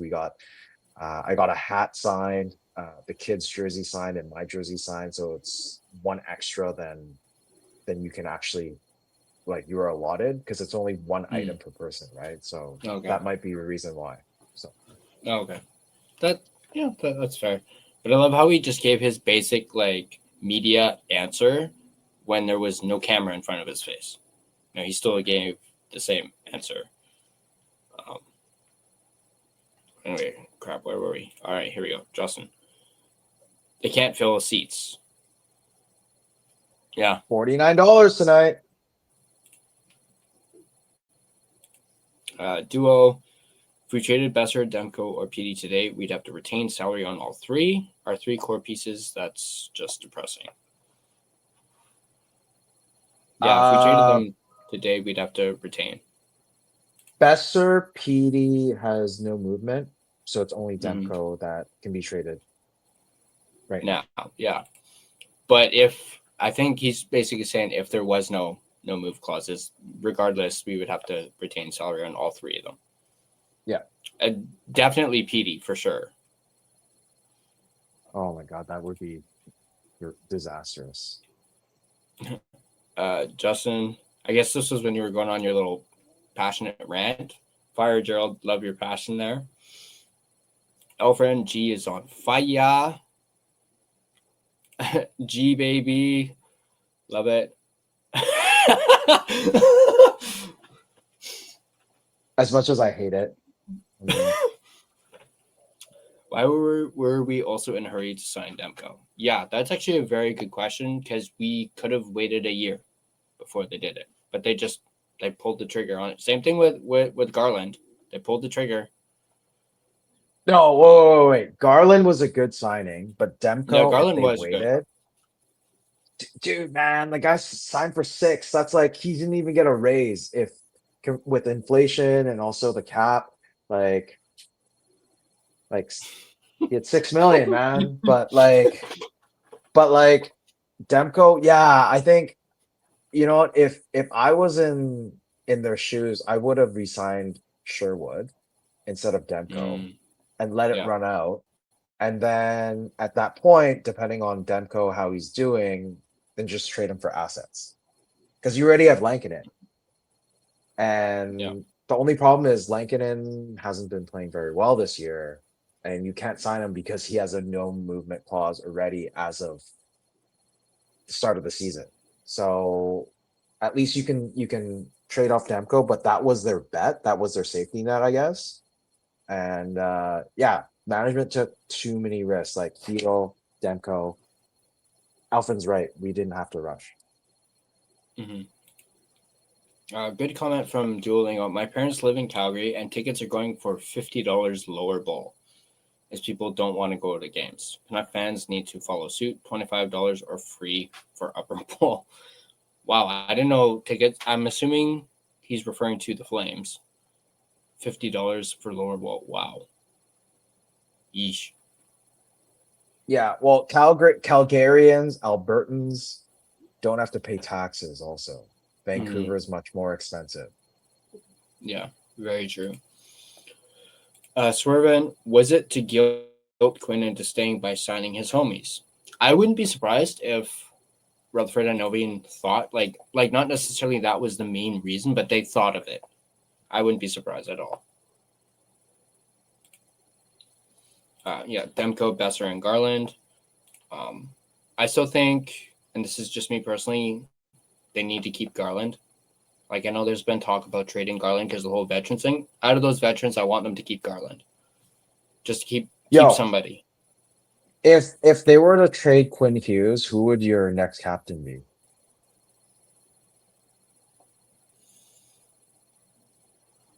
I mean, I would have to say Garland. Garland's one of the first people that come to my head. There we go. Unless Myers is maybe still here because of the veteran experience. But no. If I had a choice, Myers only has one more year. Myers only has one more year left after this. They wouldn't give it to someone like that. And they probably don't want Myers. Like the only reason why they re-signed Myers at that lower contract is so A, he wanted to stay, and B, so the kids could have time to develop. So like Willander, Mancini, that's the reason why. If not, they would have been like, "Hey, Myers, we're good. Thanks. Thanks for your service." Yeah. Plus, but Myers Garland, took a discount too. Exactly. And Garland, look at him. Like, ever since Bo left, because do you remember back in the day, like in the 2019, 2020, Bo would always be standing at the bench, at the door, fist bumping, high fiving, whatever, all the players. And who's replaced him doing that? Garland. There we go. Yeah, definitely. Fucking if I had to choose, that's one big reason why I don't want us to lose Garland and why I don't like seeing these trade Garland. It's like, no, at least keep Garland, even though he can probably get you something decent. You got to keep at least somebody. 100% Urban. I believe Foote is the coach because of Quinn. Agreed. And they probably it was I think Alfred's even said this. Desperation move, bringing in Foote. All this to appease someone who's about to dip. Ooh, shots fired there. He never said he was dipping. Yeah, no, he never did. We're way back. We have a lot. Messages are from 108 or from 108. So that's what I said in the beginning. I was like, we need to start chat quick because it's just I don't want people to like. Yeah, I think a lot of people aren't even here. But if you're still here, chat, let us know who's here. We'll try to read all your questions first. Okay, this is. Hang on. There we go. Okay, I'm looking at our most recent because. I did want to touch on this real quick. Even though it's not Canucks related, McKinnon did pass Joe Sakic tonight for most goals in franchise history, which is bound to happen. Cool. Yeah, and that just goes to show you the type of player that Mac is. Man, imagine if the Canucks had not discounting what Quinn does, but imagine if the Canucks had a guy like Mac. Like, man. Keep dreaming. Tyler. Oh yeah, I know. I will. Right now. Sorry, go ahead. I'll be like, if you guys have ever seen The Grinch, the little things on when they're sleeping. Yeah, that'll be me about Mac being a Canucks or being on the Canucks.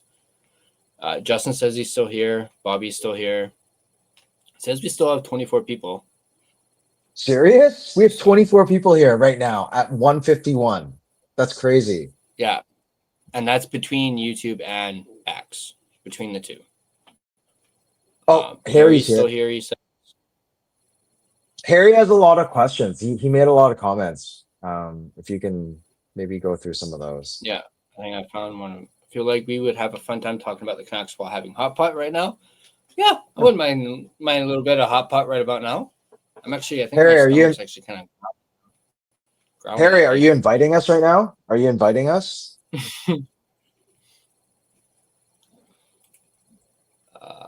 Drinking and driving is a decision that will change your whole world.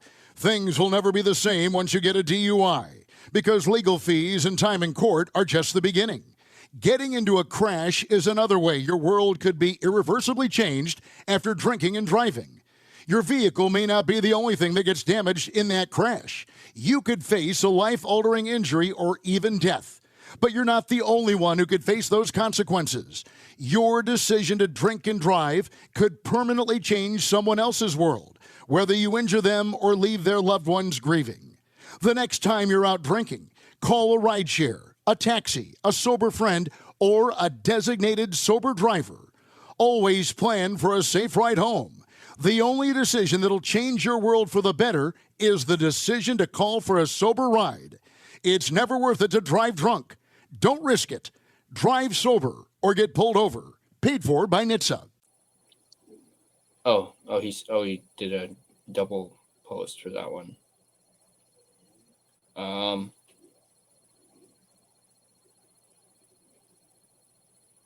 Here's a good one.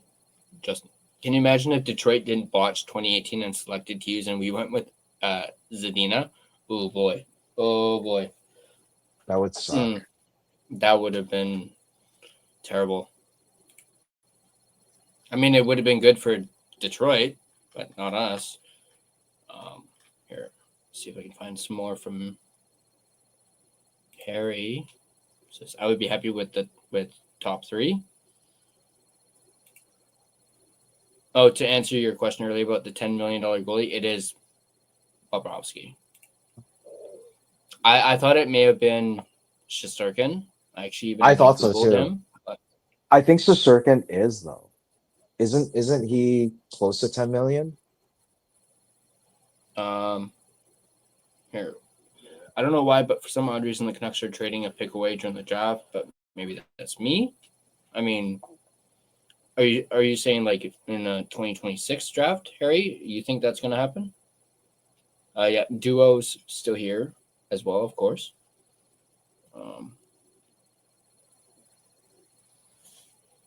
Anyway, Justin does say Skinner is younger and a cheaper cap hit. Yeah, but he plays like shit. Shesterkin is 11.5 and he signed an 8-year contract worth 92 million.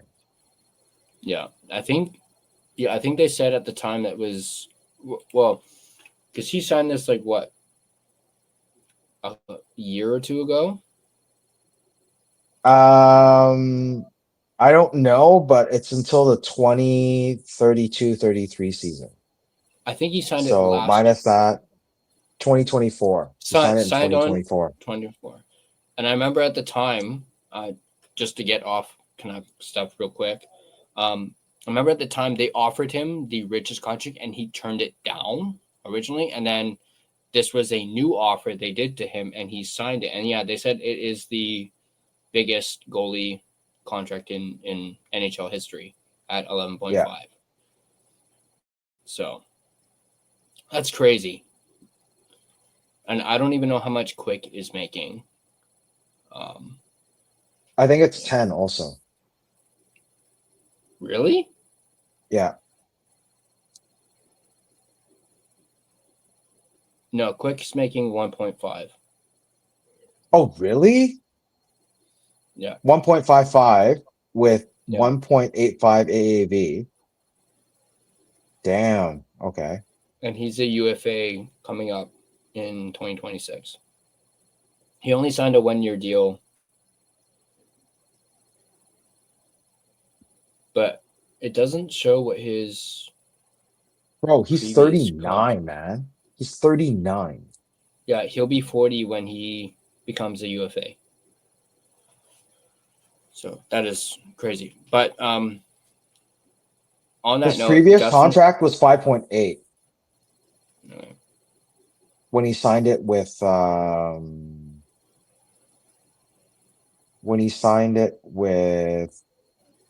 LA.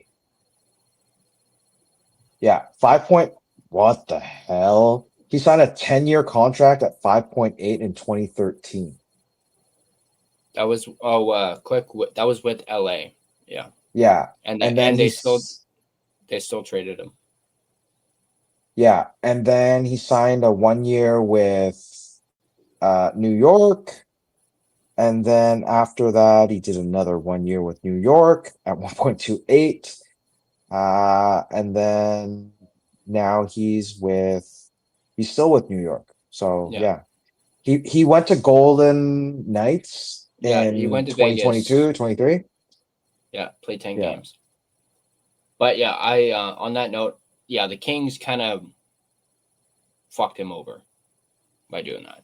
No, him signing that long-term contract and then they trade him like halfway through it. Like, yeah, and that got a lot of attention too. The way they treated Quick, and he was actually pretty torn up about that.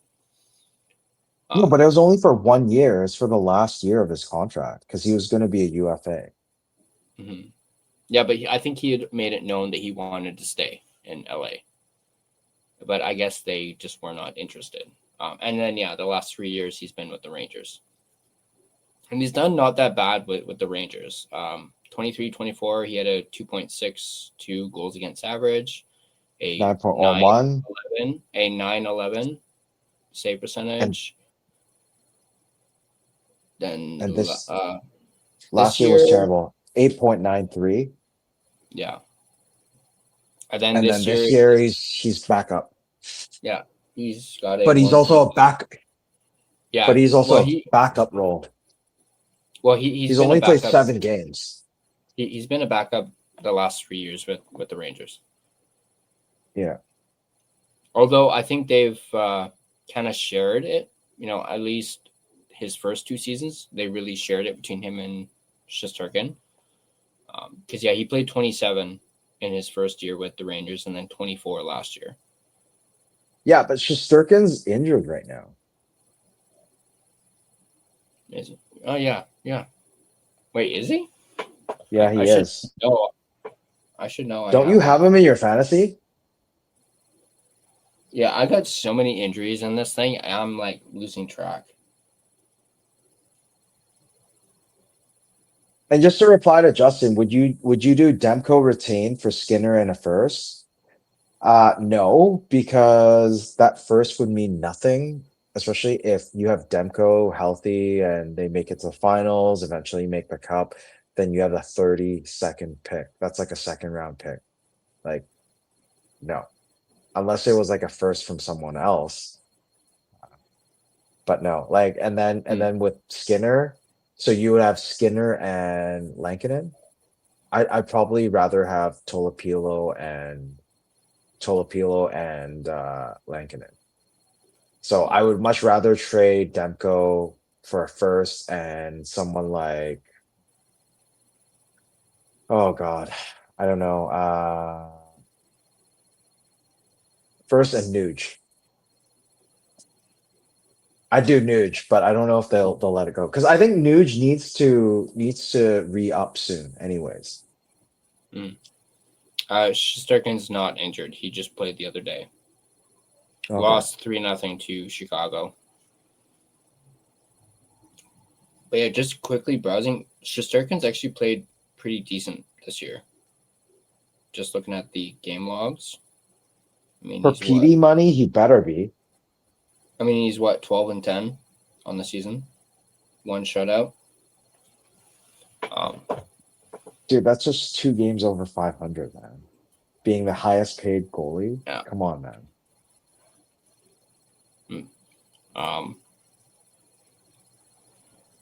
Let me quickly go back down.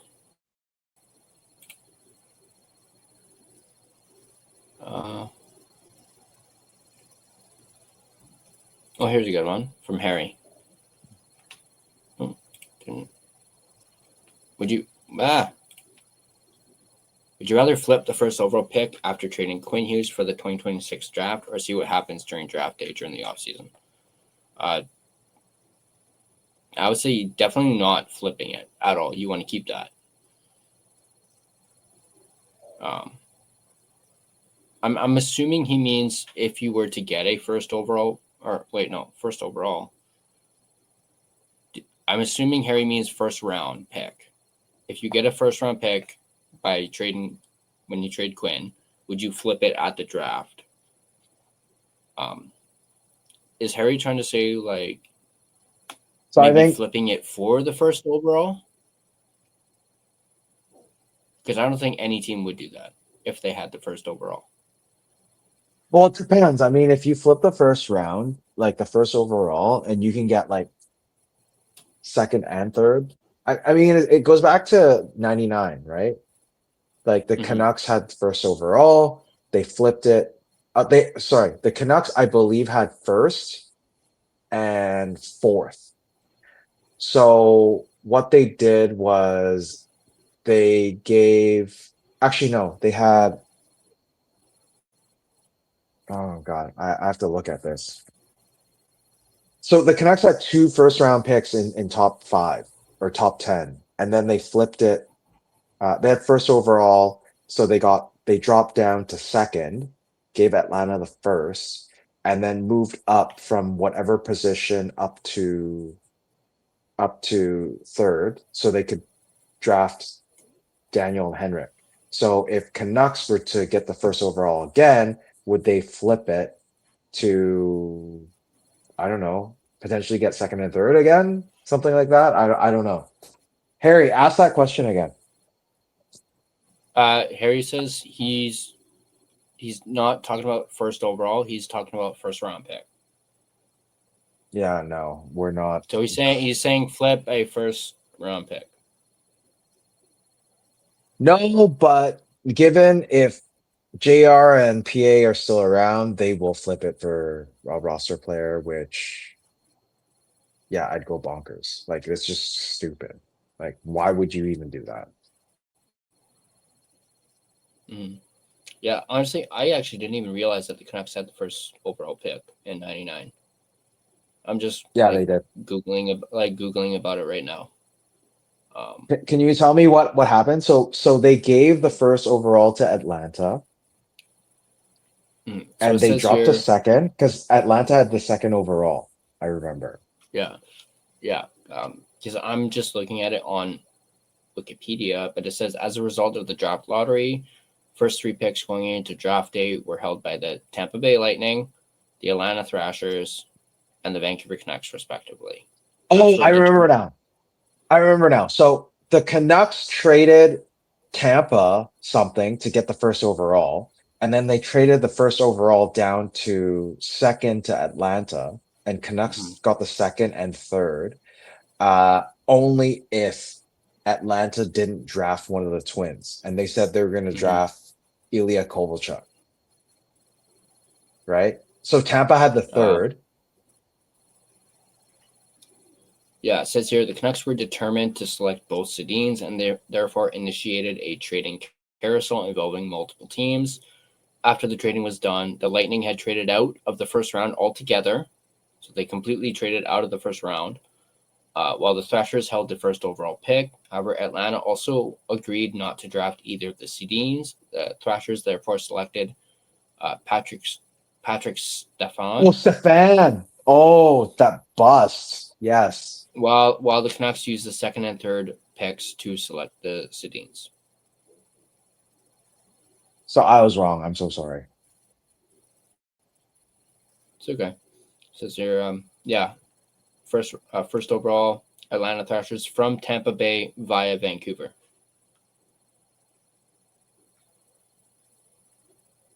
Vancouver's so Canucks never had the first. Went to Atlanta. Yeah.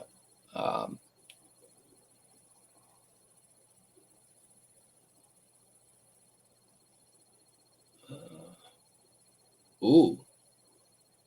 Tampa Bay's acquired first-round pick went to the Rangers as the result of a trade on June 26, 1999 that sent Dan Cloutier, Nicholas Sundstrom, a first-round pick, and a third-round pick in the 2000 entry draft to Tampa Bay in exchange for this pick. So there's a Canuck name involved in that trade, or a future Canuck in this, Dan Cloutier. That's great. I hated Dan Cloutier. I'm sorry. I didn't mind him, but I didn't hate him. But I know he wasn't good. Dude, I'll never forget that. I don't Detroit defend him game.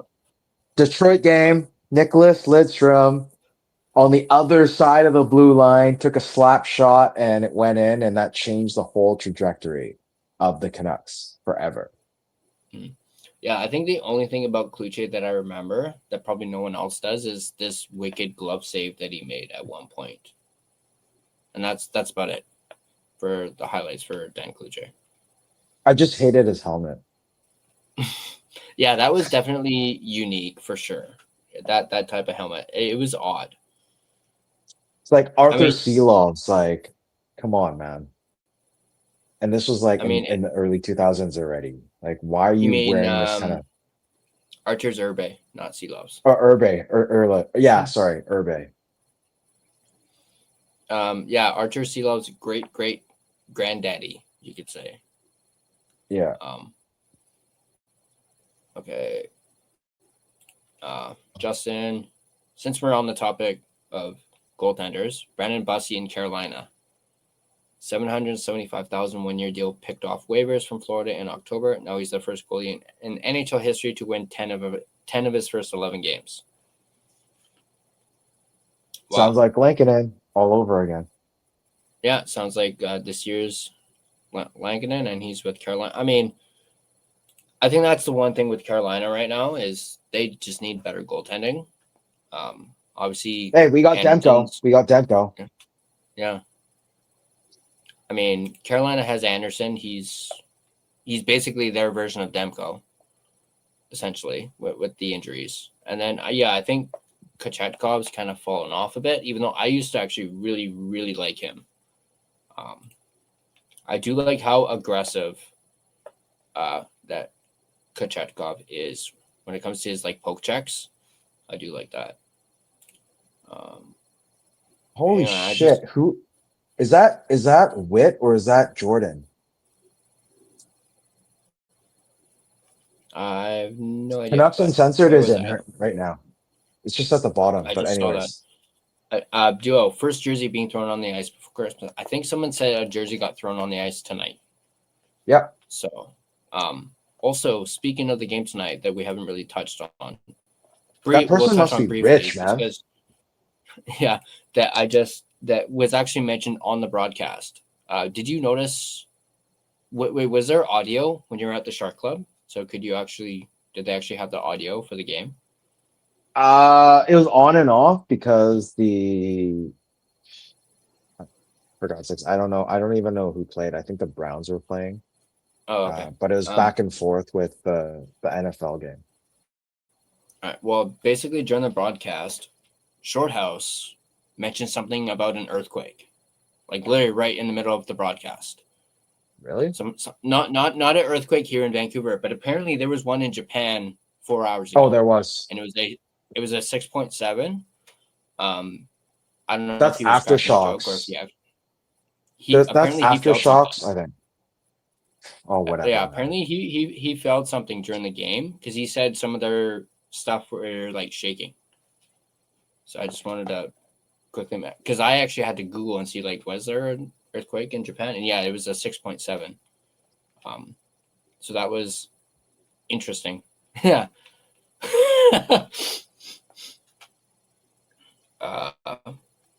Crap. Wait, I just saw something about Cloutier and his helmet. Or no, not his helmet. Justin, Dan the Beach Ball Cloutier is the comment from Justin. And he was a goalie consultant. He was a goalie coach. He was a goddamn goalie coach for some reason.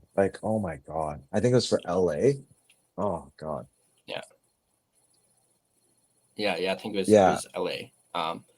WTF, you guys are still going? Yeah. Apparently, 2:00 in the morning. Still got like 23 people between the two platforms. We're trying to go through chat, man. So who is it? Is it Jordan or is it Wit? But anyways, go through the chat, Ty. Harry, speaking of growing mustaches, mine is growing pretty fast. I noticed. Yeah. Good on you, man. Hey, do Movember with me next year. I'm gonna drag Tyler to do Movember with me next year. We're gonna do a team. We're gonna try to raise as much money as we can. And I will somehow convince. Dude, it takes you 2 days, man. Shut up, man. Me? No, it does. It takes me like a month to grow something decent. I'm not kidding. It takes me a long time.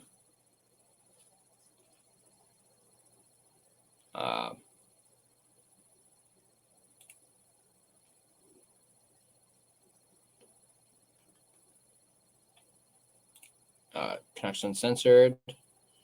Can't believe we were seeing jerseys on the ice already. I mean, I think some people were saying they were surprised that it hadn't happened yet.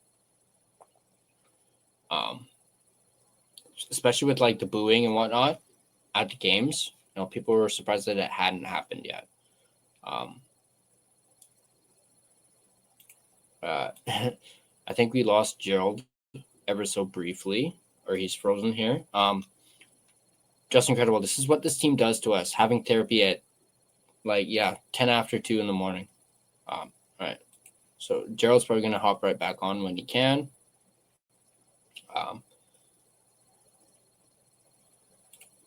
Duolingo feels like a Friday. Oh, wait. AM. Yeah. 31 games in. People are throwing jerseys on the ice. Canucks Uncensored. Can't believe you guys are still going. I mean, the first one that we are trying not to speak of didn't go so well. So this one's at least picking up where that left off. All right, I'm going to bring Gerald back in here. There we go. What happened? I have no idea. You just froze. So it was my turn to take the reins. Justin, was the arena collectively standing up to leave? Joking, but hope everyone in Japan is. Oh, when it refers to the earthquake. Canucks Uncensored, it's 2 a.m. Dan Kluche. Oh, I thought we were done with this Kluche talk. I mean, I guess you can blame me for it. I'm the one who brought his name up. Dan Kluche lets in a beach ball. Yeah. Ryan says it's got to be Jordan. I don't know. Who is it, Jordan or Wet? Maybe it's Jordan. I don't know. Nick, actually, no. Maybe it's Wit. No, I think Wit's asleep. I called Wit earlier and he's already in bed. So unless he's just awake again and then he's looking through it. Oh my God, Connor is here. Holy crap. Does it get more crowded as we go later? Like what's going on here? It's like 2 a.m. How many do we have, Ty, right now? 24 still? Between the two platforms. Oh my God. 26. What's wrong with you guys, man? You guys don't need to sleep?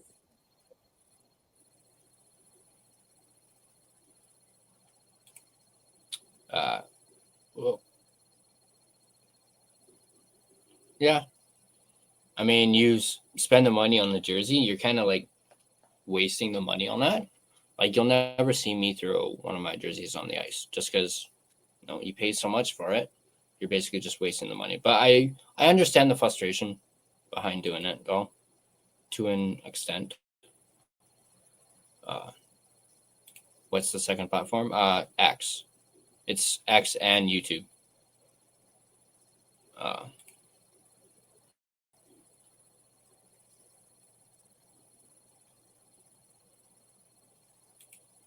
Very good point from Connor. Save yourself the trouble and don't go to the game if you want to protest. Yep.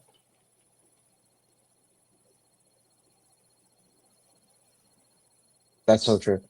Man, Canucks Uncensored. Who is it? Is it Witt or is it Jordan? Don't be like night guys and then just like peace. I do like this. Justin Kyle Bowen from Locked On Canucks posted a short about the jersey on the ice. It was pretty funny about how he said Aquilini got someone to get it and how it's in the team store already. Now every dollar counts.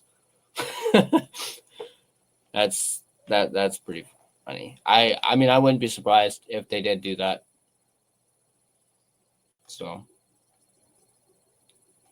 hey, I'm curious, Tyler. Do you watch Locked On Canucks at all? Oh yeah, I do. Really?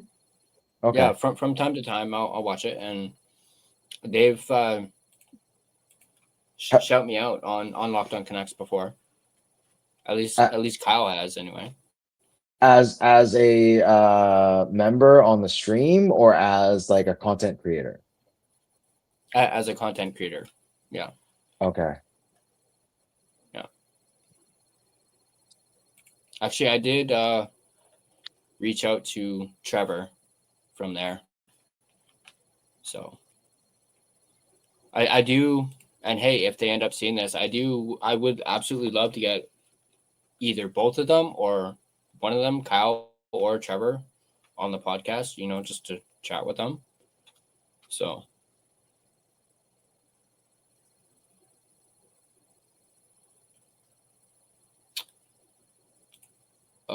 this is a good one. Harry, have you ever been to an away game for the season? No, I've never been to an away game for the Canucks. Oh, Gerald Jets has game. been to an away game. Jets game.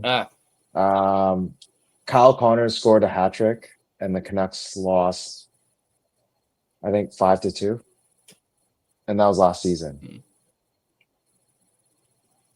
And I was wearing a Canucks jersey, not a Jets jersey. But I ended up buying a Jets hat after the game because in Winnipeg, if a player scores a hat trick, you get 25% off all hats at the team store. Nice. Well, I'm turning in, even though I already did for a couple of hours. You guys deserve better. We all deserve better. This team is dog water. Thanks, Connor. Yeah. We're not even trying to tank. We just suck, period. Yeah. Yeah. I saw that. Did you see the message before the stream? I did. Connor. Yeah. Oh my God. That cracked me up. I was sitting there at the end of the game and I saw it and I almost spit my drink out and I showed Jordan and he's just applauding. So Connor, good on you. All right. Yeah. Speaking of Jordan, I did see that short he did about when he was at the game. What was it? The Detroit game. He went and met up with Clay, and I saw his little short he did. Standing up, clapping. I thought that was great.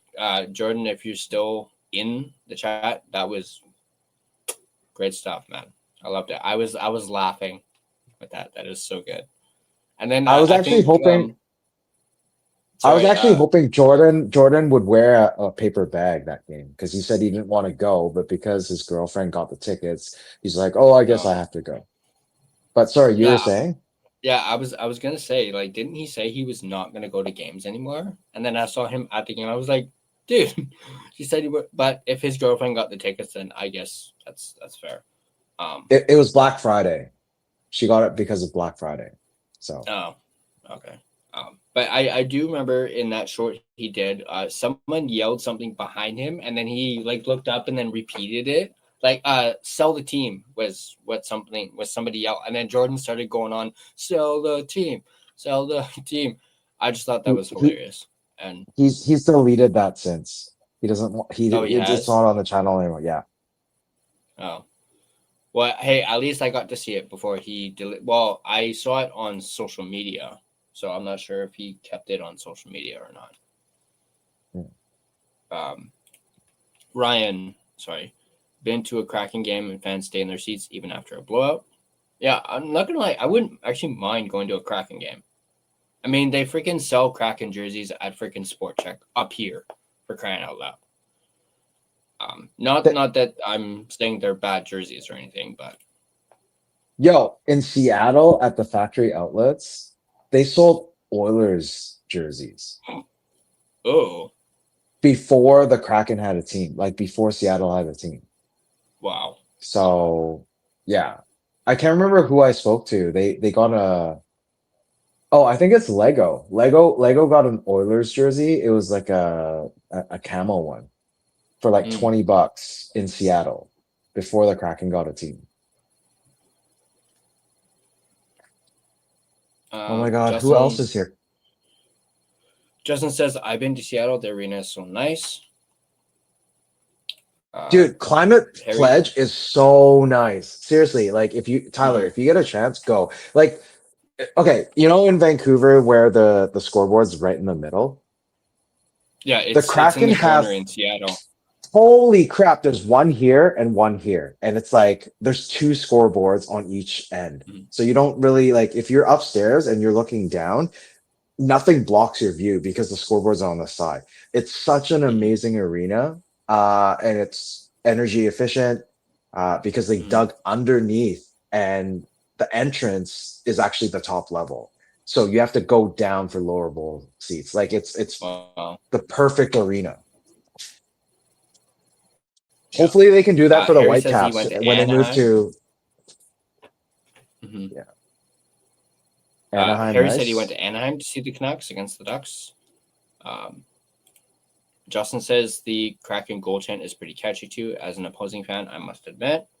I still say they really missed an opportunity. And this is just, well, this is more so Sam than me, but I kind of agree with Sam on it. They really missed out on an opportunity to have Liam Neeson say, release the Kraken for their intro. They really missed out on that. But there may have been technicalities or something like that, money involved or whatever. But just imagine if they did do that, had Liam Neeson, asked Liam Neeson, hey, can you do this? Can you read this script to do this voice thing? Release the Kraken. Kind of like what the Golden Eyes did with the James Bond thing. But it's not that big of a deal, honestly. But don't you agree? That's a missed opportunity, though. Oh, for sure. But I don't know. I think at that time when they first started, they had some issues with the actual Kraken alcohol. So I think Right. Yeah. yeah. But speaking of fandom and all of that, speaking of like fans, I met a quartet of English people. So actually there were two from the UK and two from Scotland. And they were at a Canucks game today. I met them at the Shark Club and they weren't too happy about it. Because obviously they watch football, right? And they thought that the Canucks game was way too flashy. And I said to them, like, wait until you go to Vegas, man. Like the Vegas games are a show. So they were kind of pissed off that there's like the kiss cam and all that shit and how they really didn't like how these sports games are flashy and gimmicky. So they enjoy going to games and just cheering their team. And I said, and I was telling them, they're like, they asked me, where did I watch the game? And I said, at the Shark Club, because my tickets went to another partner that I share seasons with. So they're like, yeah, we're not a huge fan, but they're a huge fan of the Whitecaps. They went to the semifinals and they said it was so much better because it's continuous game time. For me, it's weird because I've always been a hockey sort of fan and I really don't like the running time. And then they have to add extra time. Like it's so dumb. How do you calculate all of that? And then at the end of the game, like at 90, you would add an extra 3 minutes, 5 minutes, whatever. It's just up to the referees, right? So it's not very consistent in a sense that there is no stoppage time, which is what they complained about. And then one thing that they said was in the UK, if they're cheering on their team, they're not always in swag or merch like this. They just go and then they do their chants and they support their team. And what they said to me was, whatever we see on TV, those are usually fans from out of town that go in, buy scarves, buy jerseys, and then they sit in, I guess, the south side, kind of like what we have in for the Whitecaps. So they said those aren't really real fans, because real fans don't need to wear merch. They just cheer on their team. So I was like, okay, that's quite interesting. So it's sorry, I was just ranting about, the fans that I met at the Shark Club that were from England and Scotland tonight. Okay, man. Yeah, no, go figure. I mentioned earlier where you cut out. Yeah, oh, hey, it happened to him this time. Of course, it's gonna happen to me. Go figure. Are you using a PC? I actually really want to know. Connor, I know Connor. I Are you? Yeah, it's a PC. Okay, that makes okay. So I'm trying to do a setup right now. If anyone in chat wants to chime in, let me know. So I've talked to Jordan, I've talked to Clay, I've talked to other sort of content creators that are doing this. And to do a stream, what kind of hardware would you use? So Jordy, I think he uses Alienware, and it seems fine. Clay did his full 24-hour live stream on his MacBook Air. And this is like a MacBook Air, like M1 MacBook Air from like 2020. And it has never crashed before. So I was contemplating of buying a MacBook, but the problem is that means I need to get an iPhone. And I obviously am a Samsung user. So if anyone is still in chat, let me know. I've already bought a laptop and it's a PC, but I haven't opened it yet. So if any one of you have comments, because seeing Tyler get reset like 4 times during the stream already, and it's been 2 hours, I'm just like, that's making me a little bit nervous. I mean, it's also probably based on internet connection stuff. When it comes to a desktop, you need something with a good graphics card. That is one thing that mine actually severely lacks, because mine was like custom built. And I also had it built with not doing a podcast in mind. Keep in mind, I had this built like 5 or 6 years ago. Just basic. I told him basic stuff. I don't need the bells and whistles. So I probably need to upgrade my desktop itself. So it's probably just not built or powerful enough for stuff like this. So that's probably a big reason why it keeps happening. Plus, with where I'm living too, the internet, comes and goes. Even though I literally have my booster right next to the computer. But yeah, that's what you get when you live up in the mountains. You bougie, like. And a very old house too, as well. Very old house. Anyway, I was saying, Connor, good stuff, boys. Hope to tune in on the next stream. Maybe voice my thoughts on where we're going for the new season, as this one is pretty much over. Night.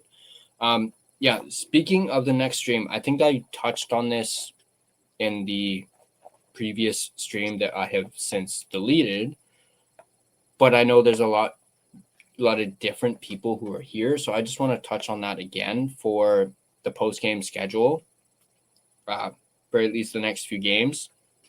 Obviously, the next several games are going to be early start times, and our next post-game show that I'll be doing won't be until next Friday against the Islanders, as I'm off on Friday, so I will be able to do it. Unfortunately, you're not doing the Jersey game. No, I won't be able to. I'll be at work, even though it's at 9:38, 9 in the morning. I start at noon, so I'll be like on my way to work, and then I'll be working till like 8. So I'll be okay. So that's why I won't be able to do Sunday. Whoever's in chat right now, I think right now we still have Ryan Thompson. We got Bobby. We got Harry. If Hey, yo, if I was to do a post game, Drinking and driving is a decision that will change your whole world. Things will never be the same once you get a DUI, because legal fees and time in court are just the beginning. Getting into a crash is another way your world could be irreversibly changed after drinking and driving. Your vehicle may not be the only thing that gets damaged in that crash. You could face a life-altering injury or even death. But you're not the only one who could face those consequences. Your decision to drink and drive could permanently change someone else's world, whether you injure them or leave their loved ones grieving. The next time you're out drinking, call a rideshare, a taxi, a sober friend, or a designated sober driver. Always plan for a safe ride home. The only decision that'll change your world for the better is the decision to call for a sober ride. It's never worth it to drive drunk. Don't risk it. Drive sober or get pulled over. Paid for by NHTSA. for you, would you be down for that? And would chat be down for that? Yeah, I'd be cool with that. So Yeah. whoever's in chat right now, let us know. Yeah, let us know. I think Bobby's already said she's up for it from the looks of things. Ryan says, Hell yeah, Ryan. Thank you. Yeah. So potentially we could do that. Or what time are you off on, was it Saturday?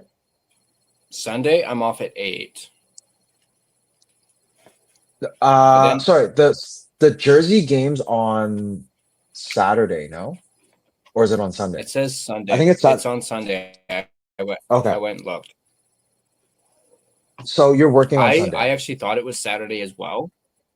So yeah, I'm working on Sunday, and then Tuesday as well. I'm working, but that game's at 4, I believe, on Tuesday, and I'm working till 6 on Tuesday. I can't do Tuesday unless it's late. Like we would do probably like another maybe 10 to 11, and we cut it off at an hour, or we do another midnight onwards. But it depends if you work on Wednesday. I could maybe do Tuesday, like a quick 10 to 11, 1 hour. I could probably do that because I do get off at 6. And then I do work the following day. Next week, I'm working 5 days. So I'll have Friday, Saturday off. But Saturday, as I mentioned earlier, I'll be at Greta for the watch party. So we could potentially, I'm not going to rule it out for Saturday. Bro, isn't Greta next Saturday? I thought it was on 20th. Oh, bro, you're frozen again. You're restarting again. Okay. Have to take over again. Looks like Ryan's down for it. Bobby's down for it. Harry's down for it.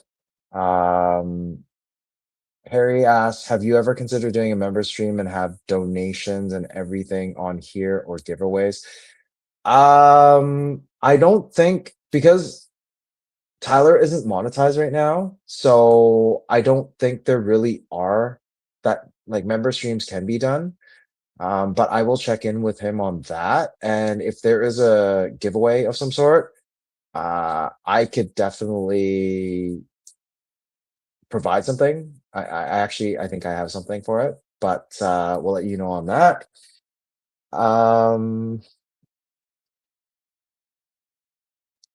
I am actually just gonna read some of the stuff that is after here. Seen the climate pledge before too, but never went to it. Yeah, it's definitely a good place, good arena to go to. It's probably one of the most, well, it is the newest arena because they're one of the last expansion teams of late. How many hockey have you guys been to? Not sure what you mean there, Bobby, but I'm a season ticket holder with a few friends, so been to a lot of games. I went from lower bowl now up to upper bowl because the tickets are too expensive. What was your first thought of the Kraken jersey, Golden Knights jersey, when they had an expansion team? Not a huge fan of the Golden Knights. It was too gold, but the Kraken jersey looked pretty fresh. Love the teal and the S. And we have Tyler back. Yeah. And I'm actually glad you answered that right now, because I was actually just looking for that question, because I highlighted it because I wanted to answer it. I agree on the Vegas one, a little too gold for me, but the Seattle one, I absolutely love their jersey, especially their new alternate they debuted this year. I think it's slick with the like was it the Abyss? They're calling it like the Abyss or something, where it's like black and it's got and it apparently they took a little something from the Golden Knights, and it apparently is one of those like glow in the dark jerseys with the S. I absolutely love those jerseys. I've actually been playing some NHL, and in one of my Be a Pros, I got drafted by the Kraken, and I've literally been using their alternate jersey for even like away games. It's like I love that jersey so much. Nice. I just hate their mascot. What is it? Bowie? Looks like a piece of shit. Bowie, yeah. Looks like a piece of shit. Here's a good question from. Have you ever considered doing a member stream and have donations and everything on here, or giveaways? I need memberships in order to do that through YouTube. Can't you do that already? Because you have enough views. I thought you only need X amount of views, and then I think like 50 plus members, and you already have like 1K plus. I basically have everything except for watch hours. I need 3,000 watch hours by the end of February to get memberships.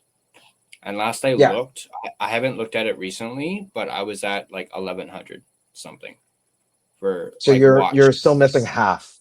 I'm still missing half. Yeah. Okay, and I need to get it until February. So all of you that are in chat, please go and rewatch all these videos. I mean, if you have nothing to do, or if you actually are busy, you're at home, you're on Wi-Fi, just turn on the video and just let it play. Just let it play so Tyler gets the hours and we can somehow get membership. And then at that time, maybe, he can finally monetize, get donations, and then we'll do giveaways. I was actually just saying if you get to that point, I might have something for a giveaway. So we'll wait until then. But if you guys can do that for Tyler, that would be super appreciated.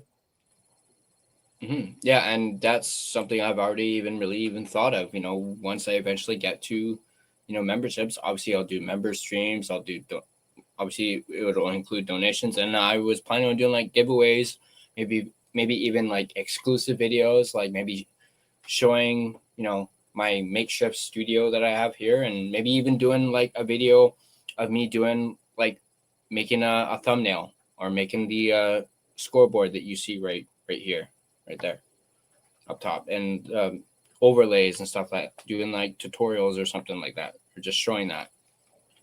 So yeah, Tyler hasn't even shown me that. Tyler hasn't even shown me that, so it would be exclusive for you guys. Yeah. Question for you from Ryan. How will your channel be different from other current channels if you were to do one? I'm actually interested who Ryan is, because when did you hear something that I was doing a channel or what's going on? But I mean, even if I were to do a channel, I will still be the resident guest for Tyler. Like I mean, this is how it all started. Like I said, I don't know if all of you who have followed know how Tyler and I met. We met through Clay's stream, and we clicked, and that's why we're doing these streams together. And I think we work well together in a sense, because I just rant off and do my thing. And then Tyler kind of just tolerates it, and then he finds his facts and stuff. And then sort of once I get my hardware and all of that, then even on these streams with Tyler, I will have more access to information and give you guys information that comes off my head. Because basically what we do right now, it's all up in here. So, salaries that come up, players on other teams, all that is up here. And I don't have, like, the only thing is I have a a tablet that I don't really use, but it's all through here. So at that point, if I were to do a channel, it would definitely expand a lot of other things, and I can fact check a lot of things, and I wouldn't just be rambling about shit that I think is true. And then somehow after that, there's people that leave comments. Like I know someone sent me a message and it's like, hey, actually, no, Clay actually sent me a message and said, what you said on the stream, it's actually this. And I was like, yeah, I actually said I'm not 100% sure, but Clay called me out on it. So those things will not happen if I actually do a channel. But I think for the time being, I want to help Tyler grow this channel. And then for mine, it'll most likely be probably a stream once a week, and then maybe a video every few days on my takes. And but don't worry, I will still always be a resident guest for the line change if Tyler will allow me to. I guess this is another question for you. Well, I think we only got 2 more questions, and we could probably wrap it up if you want. How long have you been a Canucks season ticket holder? I got back to Vancouver in 2019. So I want to say 2020. Yeah, the COVID year. So it was right after the COVID year that I got seasons. And at that time, I shared it with another fellow that actually lives in Toronto, but he wanted season tickets just in case the Canucks do well. And because at that time, there was a wait list and whatnot. So we were able to do it. So we took it. It was super expensive. My seats were in 113, sort of slanted behind the net. And those tickets at that time cost, I think it was 10 grand. It was $10,000. And obviously it was like monthly payments and whatnot. And we sold a lot of the games, a lot at a loss. And I think after 2 years, I was like, yeah, I'm done with this because I can't do it. Like we saw it as an investment, but people were not buying games. And then in 2022, I met more friends that were into it. And then we did, I think it was either a quarter or half season. I think it was half season, and we split it between 3 people. So it was roughly about, I would say, like 3-4 games. And then after that, I was like, you know what, screw it. Might as well just get seasons. I got more people into it. And now it's like 4 people sharing it. So it's roughly about 13, 14 games a season. And it's more manageable. But this year it's going to be tougher because we saw the market prices. You know, Student Rush was going for 39 for Detroit, 49 for tonight. So it's definitely going to take a loss. But I mean, for my own games, I've already gone to maybe about 5, about half. So it's okay. But later on, we'll see what happens. Big games like Toronto are okay because a lot of Toronto fans are the ones that buy the tickets. So the price will probably stay pat. And usually Toronto is a game, if you're able to sell it, it makes up for maybe a quarter of the season. So as long as, you know, that happens, then we're good. So if any of you are thinking of doing seasons, I don't recommend it. Even though they do the whole 8-month plan, you can divide it up into 8 months to pay it. It's still a lot of money, a big investment, especially if you're not able to attend all 41 home games. I think it's 2 preseason games. Make sure you share it with others, and it roughly comes out to, for 8 months, roughly about $300.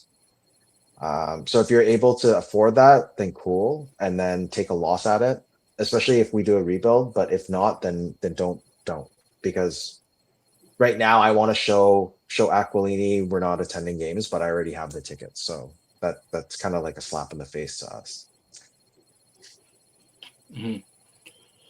Well, I'm glad you mentioned how many games you've gone to this year, because that was one of the other questions from Bobby. How many Canucks games you went to? I've gone to 4 so far this year, which is, I would say, probably the most I've gone to either ever or in a really long time.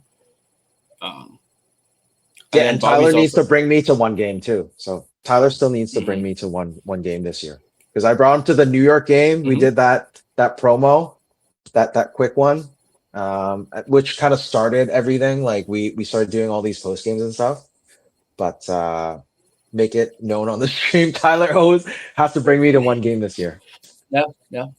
That's fair. Technically, it was the Oilers game, not the Rangers game. It was the Oilers one. Oilers game, yeah. Oilers game.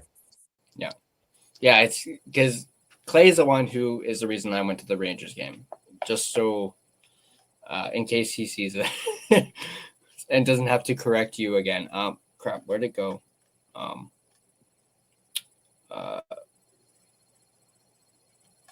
Crud, where'd it go? Bobby was asking about going to. Oh, here we go. This one. Would you go to a game with Bobby if she came down? I know she's in the Yukon. She's just asking if you would go to a game with her.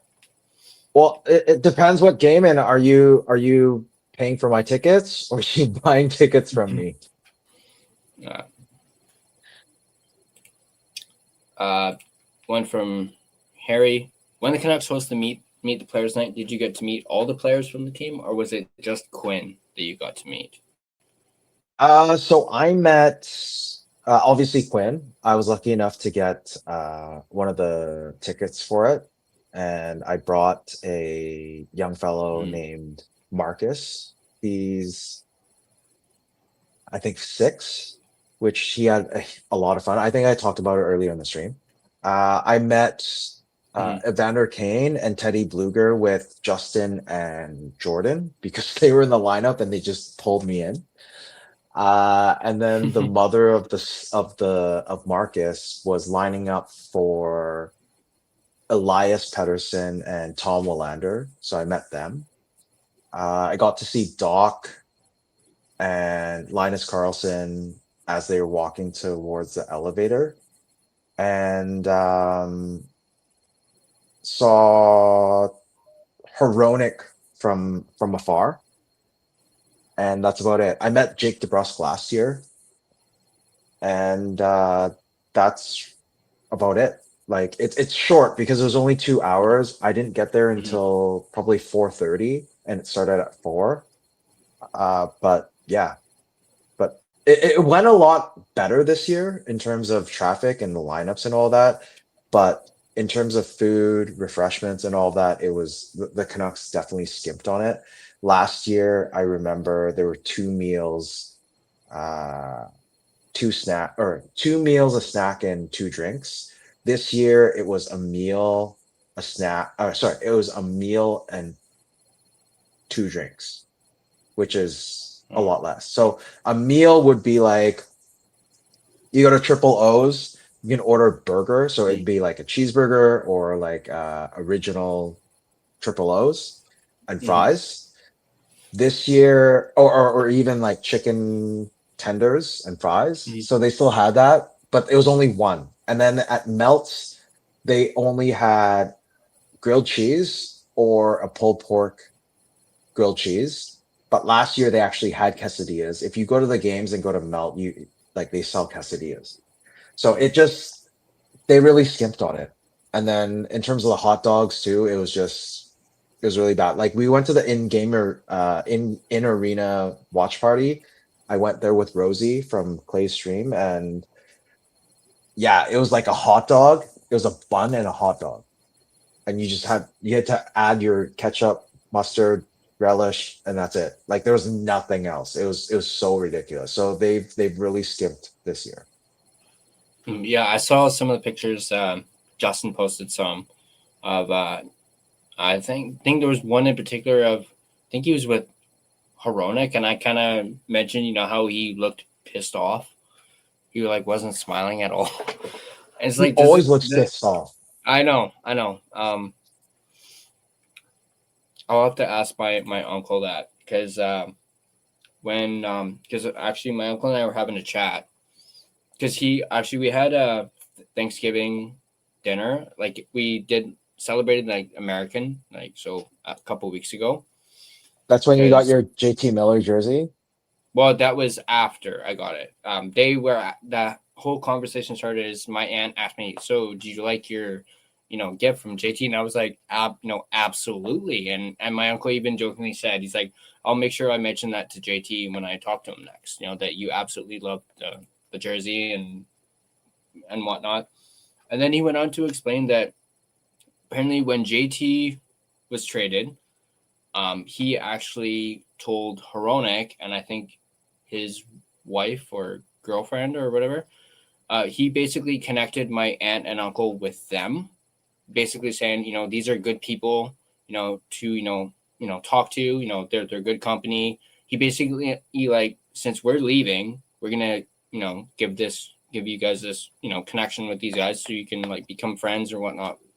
So yeah, my uncle was explaining that to me, and I was like, "Oh, so you guys know Hronek too?" They're like, "Yeah." I'm like, "Cool."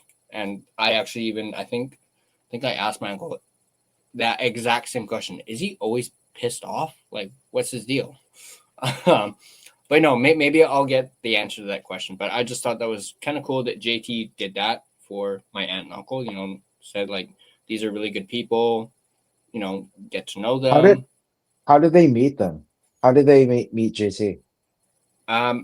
Actually, yeah, my uncle actually kind of told me this story when I got the jersey. Because he had to explain it to our server, because our server was like, what? Like you guys know JT Miller, blah blah blah, and kind of went a little nuts about it. Or I should say, kind of fangirled over it. And but yeah, he basically said, they were living in New York for a little bit, my aunt and uncle. Right. That's when you visited. Yeah, they were living in New York for quite a really long time. So those were the auntie. So that was the uncle that you visited in New York, then I guess. Yeah. And I visited them in I think it was 2008. So that was right around when they first moved to New York, I want to say, because that was the first time I went over there to visit them, was around 2008. And then I guess around that same time, JT was in New York. And that's how they met, was they were both in New York. And then I guess JT went to Tampa. And then right around when JT got traded to the Canucks was right around the same time that they moved back to Vancouver. Wow. So they like reconnected that way. And more so, my aunt is friends with Natalie, JT's wife. They're a lot closer. So that is how that relationship happened. And yeah, basically he explained they moved back to Vancouver right around the same time when JT moved, so which is pretty cool. And then yeah, obviously when I found out that they knew JT, obviously I kind of fangirled a little bit myself. Thought that was really cool.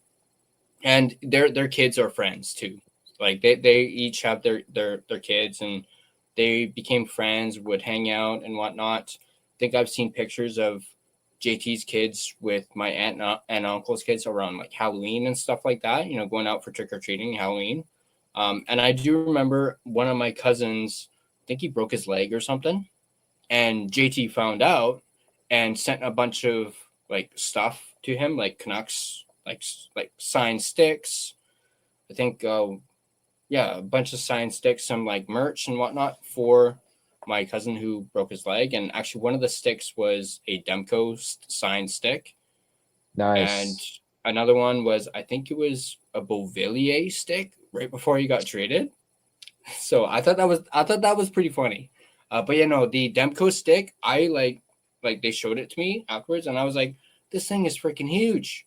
Like the stick is bigger than me. Like height wise, it's bigger than me. That's how big Demko is. It's longer than you, height wise. Yeah, exactly.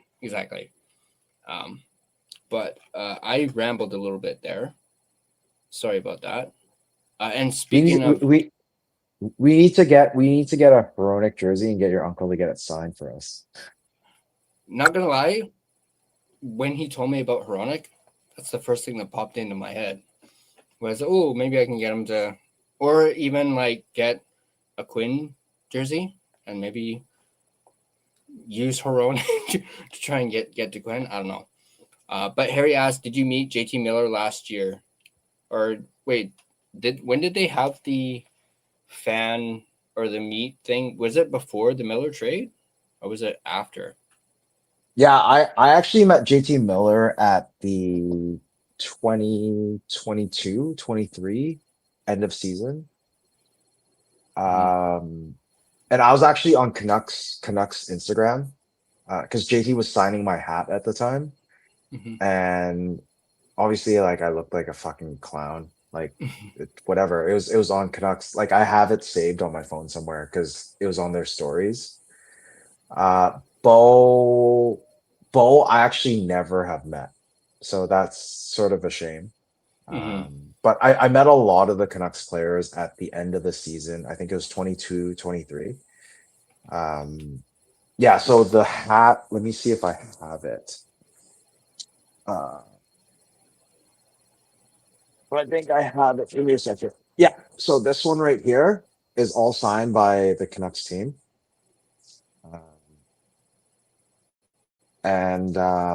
Yeah, I finally got Quinn to sign it. If you see it, it's right there. So this was the hat and the jersey because I brought that kid and the kid's jersey was signed. And then JT, let me see here. Let me try to find JT's. I actually have Bluger on here twice, which is weird because I met him twice. But yeah, the Brusque. Yeah, and I have a Demko jersey that's signed, which I don't wear anymore, which kind of sucks. And then there's Kane right there. But yeah, it's fun. It's always fun to meet the players.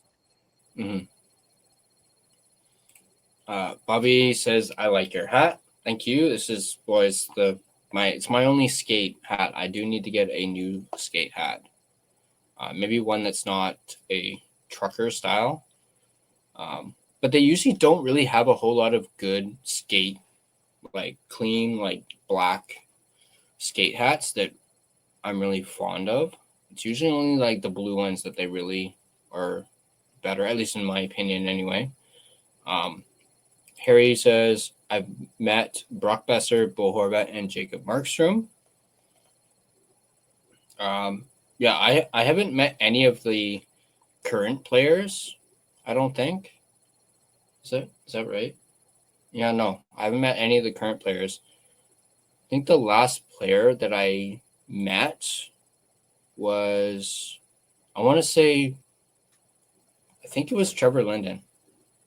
Oh wow, that's awesome! Like Canuck player I met, and he actually signed my Roberto Luongo jersey on the crest, like the front crest, down at the bottom. Wow. Man, after I did that, I instantly regretted that spot. He should have done it on the back of the jersey, but it was it was also a Luongo jersey too, but that was all I had at the time. See the issue with all of that is ever since I started meeting the players, and I regret getting jerseys that have player numbers and names on the back, because it's so hard to get someone to sign it.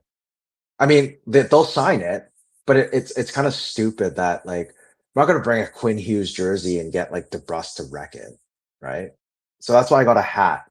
But recently, I got a stick, and Rosie actually did this. So what they did was, after one of the seasons, they took all the plexiglass from the rink, and they cut them into little sticks blades, and he brought that for people to sign. And I wish I did that, which I'll probably do it next time. But talking hats, this is probably my favorite right now.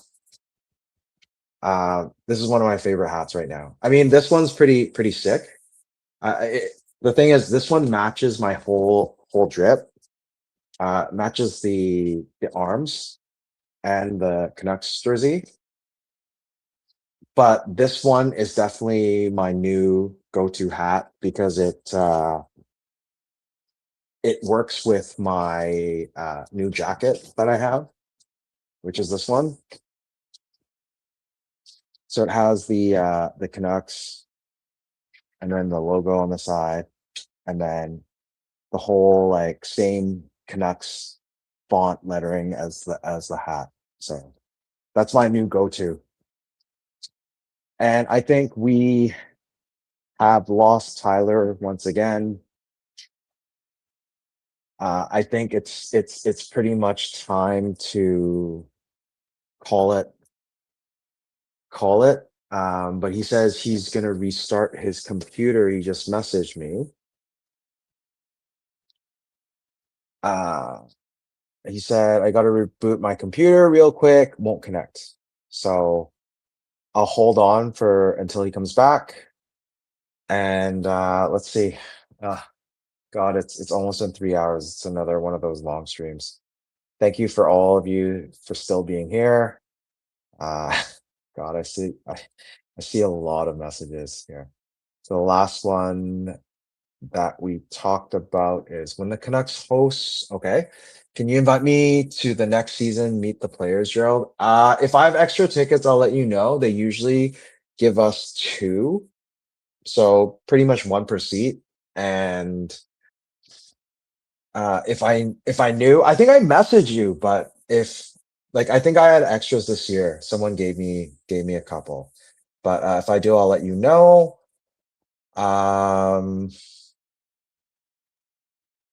Last season, Harry, I went to 7 or 8 games. Okay, Canucks games. Bobby's been to 2.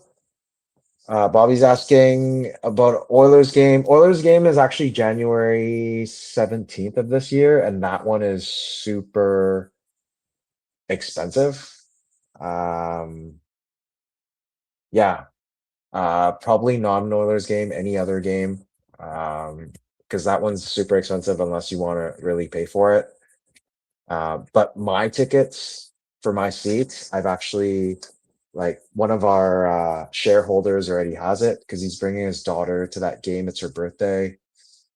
How would you call me? I don't really feel comfortable giving my number out on this, but yeah, you can follow me on Instagram.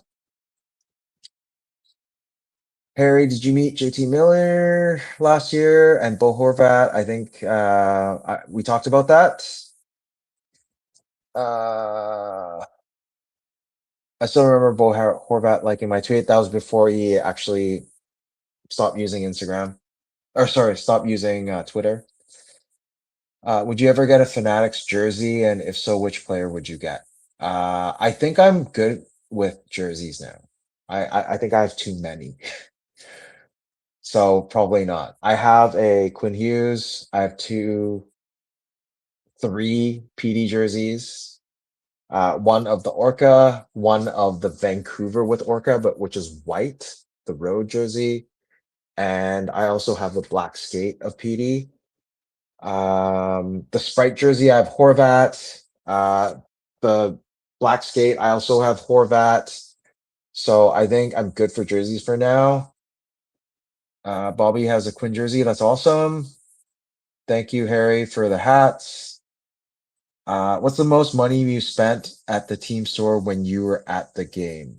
At the game, probably not a lot, but during the fan appreciation, like the members events, I think I don't know, a few hundred.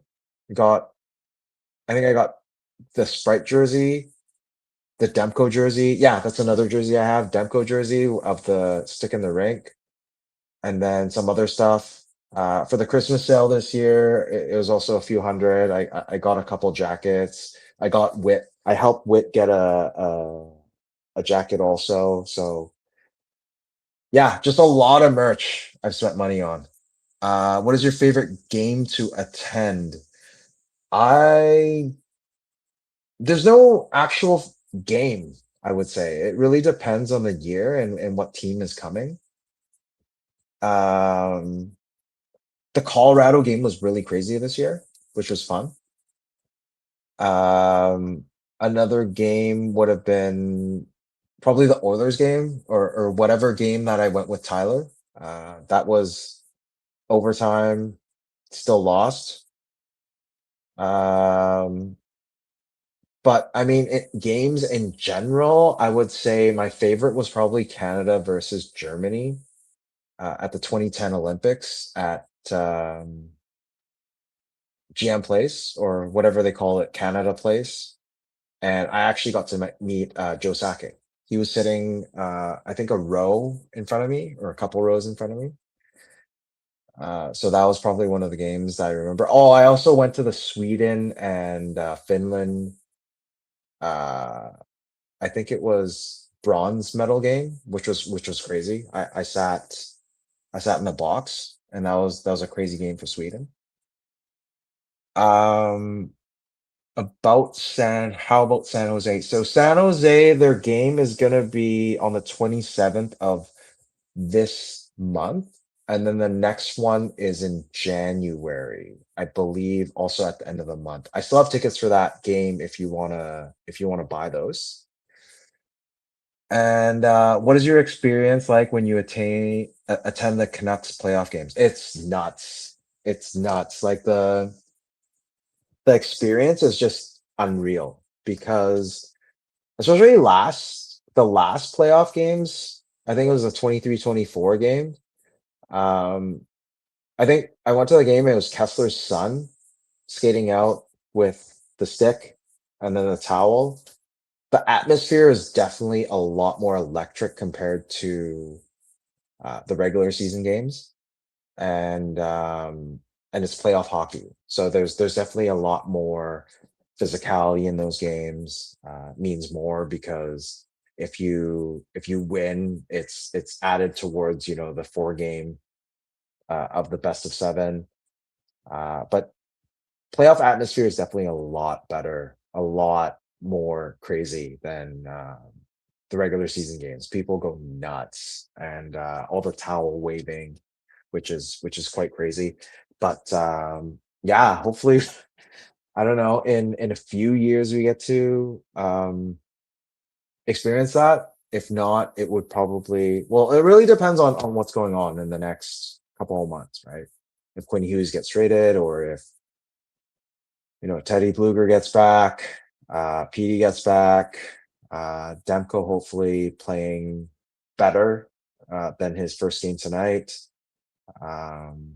If they are able to win more games and, well, I don't know. I really don't know about playoffs this year because it's going to be tough. They're going to have to, at this point right now, they probably have to win at least at a rate of about 700. So they'll have to win at least 2 out of every 3 games, if not it's pretty much 3 out of every 4 games. And it's going to be very hard. So not too sure where Tyler is, but I'm going to keep this going as long as I can. Quinn Hughes versus his brothers on Sunday. Yep, 9:30. I was actually talking to Jordan about this, and I said, Patrick Alvin really loves to do his trades on Friday, so that's pretty much today. It's 3:00 right now. So, and it usually happens around noon. So we have about 9 hours from now. I was saying to Jordan, what if Quinn Hughes was traded tomorrow, like last night? Then that would mean Quinn Hughes would dress for the Devils on Sunday on the opposing team. So the Canucks would fly to Jersey with Hughes, and he plays for the Devils instead of playing for the Canucks. How would you guys feel about that? Yeah, that would be kind of crazy. Let's see here. What else is here? Is Derek Forward ever going to be healthy? No clue. Seriously, no updates. I don't think the team has really given an update, so it's up in the air, right? I mean, hopefully he's doing okay, but just not sure what kind of injury he has. Bobby How about January 31st, Maple Leafs? Definitely not, because that's the most expensive game of the year. Tickets for that game, even if the Canucks are doing poorly, like right now, there's a lot of Leaf fans in Vancouver, or a lot of Leaf fans that come to Vancouver to watch that game. So that's definitely out of the question. Harry, how fun would it be if Quinn gets traded to New Jersey and they are playing him on Sunday? Yeah, I was just actually talking about that. It's going to be quite crazy because I don't know. How would you feel as a Canucks fan?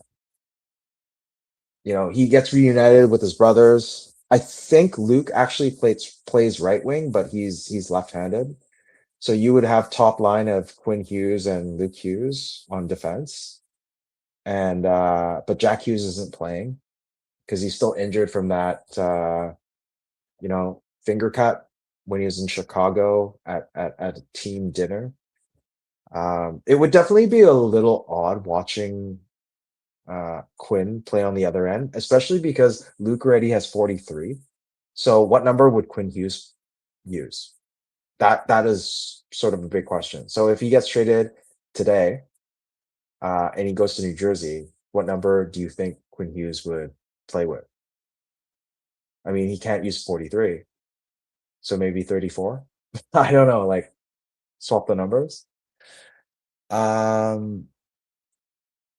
Who would the Canucks get back if that happened? I really don't know, because I think what I have been saying is ideally it would be Nico Hischier, because Nico Hischier is actually the same draft year as Elias Pettersson, the forward. Nico Hischier was actually first that year, and Nico Hischier's salary wise in terms of cap is 7.25. Quinn Hughes is 7.85. So if Quinn goes over, there's still a residual of about 600,000. Then they add a few more other players. We'll probably have to throw in another player to make salaries work. And then obviously picks for Quinn Hughes. But I would have to say any trade that goes to Jersey has to be roster. Like I've always been saying, it's quality over quantity. So if you're able to get Hischier, then maybe a defenseman from Jersey. I don't know the prospect pool, and then 2 firsts. I think that would be fine. I'm not huge on Nemec, and yeah, if Nemec came over, like we definitely would have to give up some other roster players from the Canucks in order to make that work. I've also seen proposals that have San Jose brokering for them. So like a 3-player or 3-team deal, and Canucks would probably get I think 2 firsts, and a second, or 2 firsts and 2 seconds, and then Drinking and driving is a decision that will change your whole world.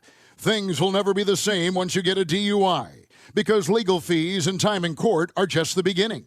Getting into a crash is another way your world could be irreversibly changed after drinking and driving. Your vehicle may not be the only thing that gets damaged in that crash. You could face a life-altering injury or even death. But you're not the only one who could face those consequences.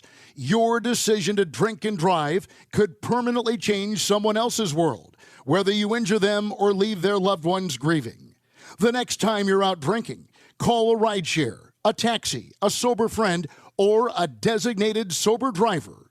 Always plan for a safe ride home. The only decision that'll change your world for the better is the decision to call for a sober ride. It's never worth it to drive drunk. Don't risk it. Drive sober or get pulled over. Paid for by NHTSA. they would get Nemec, and then San Jose would get Wenberg and Kiefer Sherwood. Oh, sorry. No. San Jose would get, sorry, New Jersey would get Wenberg, Sherwood, and Hughes, and Sharks would get, I can't remember what it is, but you can probably find that online.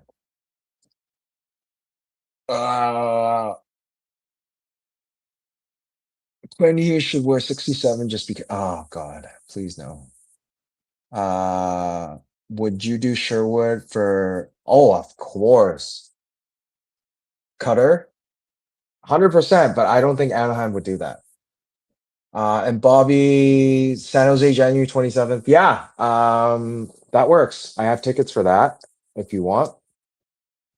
So we could definitely look into that. Quinn Hughes for Nico Hischier, Paul Cotter, and 2 first-round picks. I would definitely have to look into Paul Cotter first. And then the 2 first-round picks, I mean, that's basic. I think that needs to happen. But given if I think Jersey's in a playoff slot right now. So if Jack Hughes comes back, Luke plays, they'd be doing pretty well unless they're swept, and that first round pick becomes, I don't know, the highest it'd be is probably like 17th, 18th. And I don't know about that. So this is actually kind of hard waiting for Tyler. I don't know what's going on, but let me just check.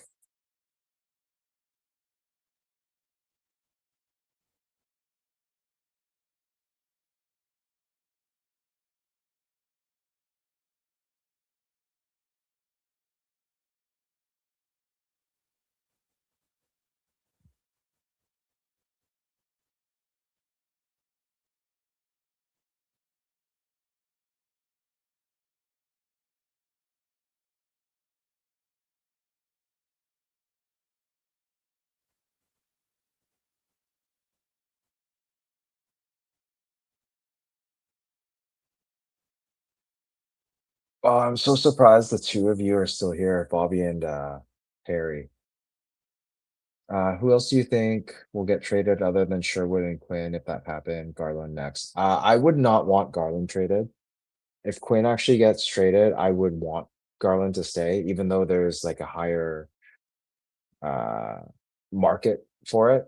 Like teams have been asking because you need a captain, and I think with Garland's extension, um, he would be the ideal sort of captain for the Canucks. If anyone, I would say probably DeBrusk might get traded because he's not doing very well, and with the 5.5 million contract, I think it's doable, and you could get something. And obviously, Evander Kane needs to be traded for the 5.1, maybe retained a little bit, and you get like a second round pick. And yeah, I don't know who else we would have to trade. We had Tyler there for a second, and he jumped off again. So it's been 3 hours. I don't know what I should do because I want him to keep this stream and it posts on Facebook or uploads on Facebook. So I'll stick around for another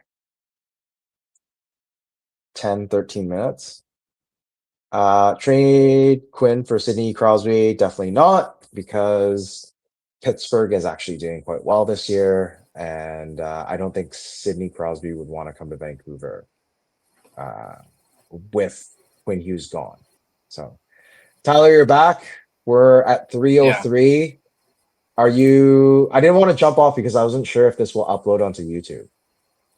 If you're not should here. Automatically upload, but it would keep going. Basically, if you jumped off. Yeah, we should probably call it. I still got to do my Nucks report video, and it's 3:00 in the morning right now. So yeah, I think now's probably a good time since with all the issues going on, which hopefully I can find out why it's doing it this much.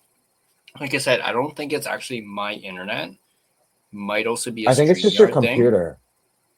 I think it's just your computer thing. Because if not, why am I still here? I don't even think that's it, because my internet's cut off for a split second and then come right back on, and like my laptop's still working. So maybe it's StreamYard. Something going on with StreamYard. But Okay. Anywho, I digress. It's hopefully I'll look into it for sure, and hopefully it won't happen as much or anymore. We'll see. But I think 3 hours is pretty good. Yeah, I'm tired, man. So Thank you for having me. We'll answer Harry's last question, and that's it.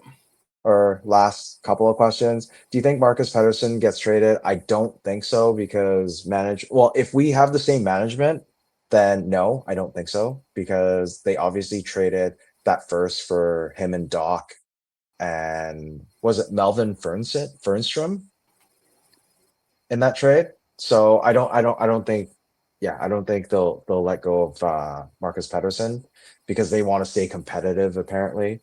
And and then he hasn't been really effective in the team. But I've been like, tonight was just crazy. I was just yelling at the TV at Shark Club and Evander Kane, obviously. But that's about it. For fourth round, no.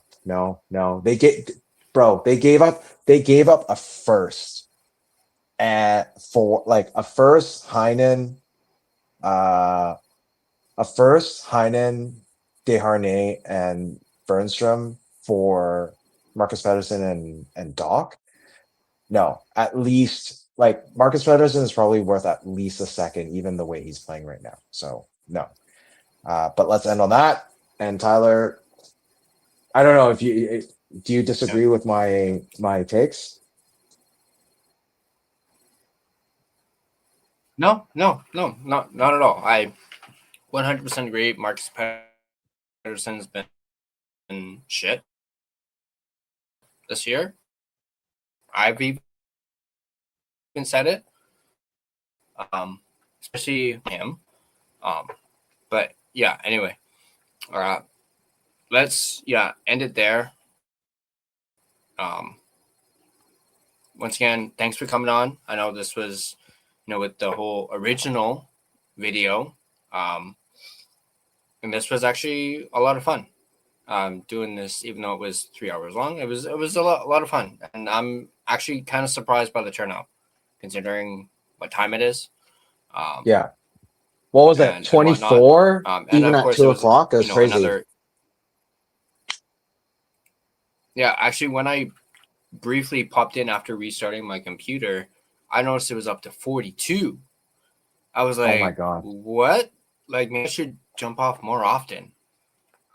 So I anyway. take over. So I guess I have to do, as always, of course. So I guess I'll have to do post game for Sunday then, and then hopefully we'll see if the views get spiked, because I know we have some people coming on, right? Yeah. Okay, wait. Lastly, since we still have, I guess, Bobby and Harry still on. If you guys still want to help my cause for Movember, I think Tyler still has the link. Do you have it somewhere? Or do you want me to send it to you? I could probably look back at my messages. Okay, just give me a sec. I will pull it up. Oh, I have to send it to you anyways. Right? Because I can't post on here. So if Harry, Bobby, if you guys really, if you want to help me out on my Movember, I would really appreciate it. It doesn't have to be a lot. It could be like a coffee, so like $5 or up to you.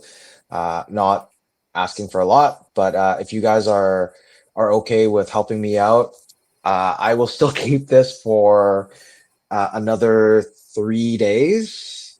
Today, actually no, 2 more days, and then I'll shave it off. I will post a shaving of the Mo on the 14th, and yeah, you guys see me on the stream. I still have it. So if you're able to help me, I would much appreciate it. And Tyler will post the link in chat. If not, reach out to me, DM me, and I will send it to you. I think I still have 2 more days to raise funds. So thank you. Thank you, Tyler, for letting me do that.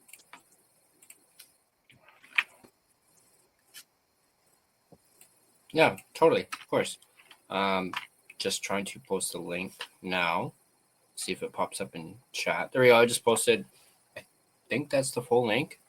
Because you know how Instagram does it, pops up the little video. So I'm not sure if it got the full link, but I just posted it in the comments in the chat. I can post it in the comments as well once this video is uploaded.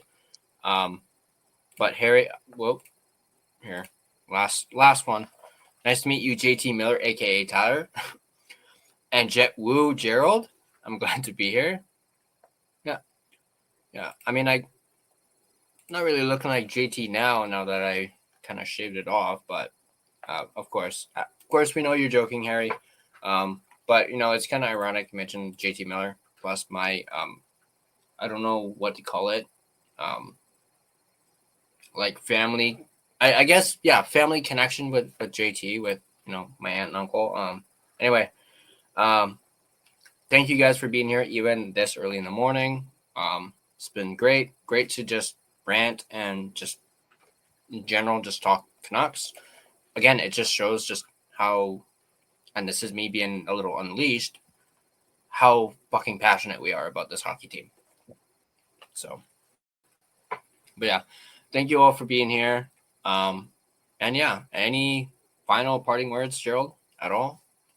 No, I'm good. I'm tapped out. I'm tapping out. It's like almost 3:30. I need to get some sleep.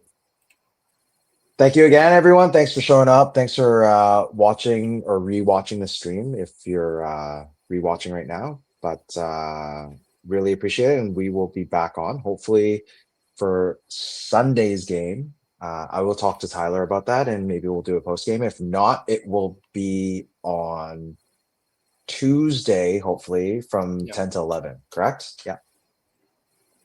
Yeah. And then most definitely next Friday, of course. That is probably the only one that's actually like full on guaranteed 100%, I can say, at least right now anyway. But yeah, thanks again, guys, for watching. And I just want to let you guys know, appreciate both me and Gerald, appreciate every single one of you. And if you guys like this video, be sure to hit that like button.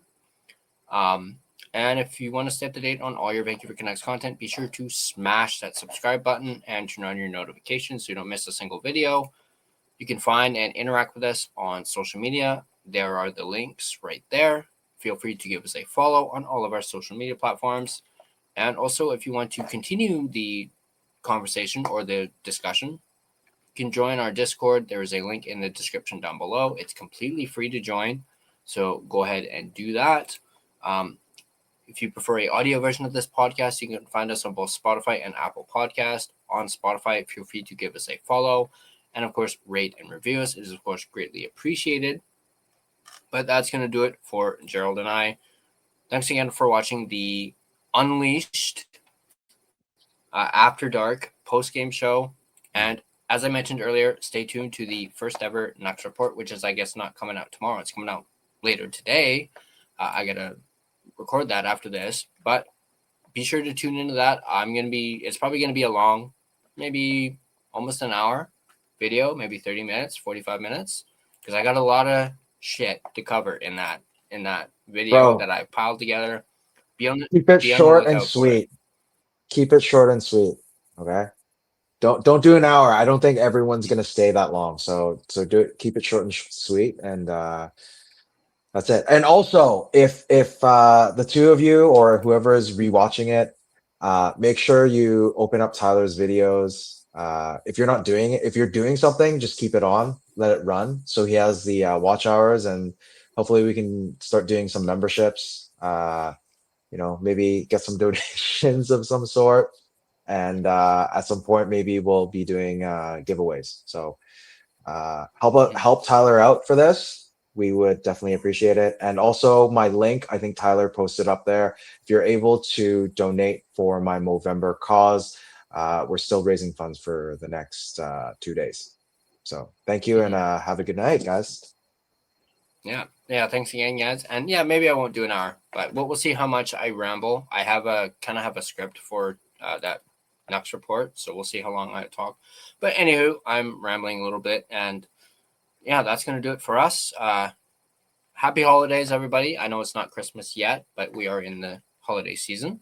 So happy holidays, everyone. And as always, despite the loss tonight, let's go Canucks. Believe in blue, or in tonight's case, believe in red and black, or black and yellow, black, yellow, red. I don't know.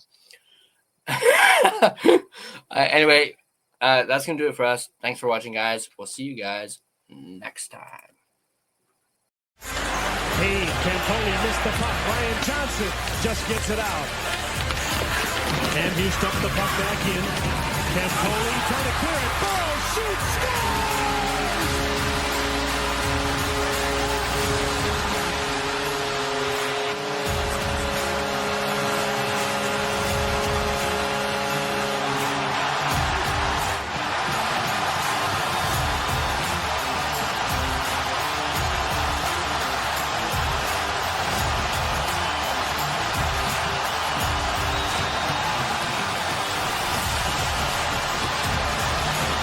Wow.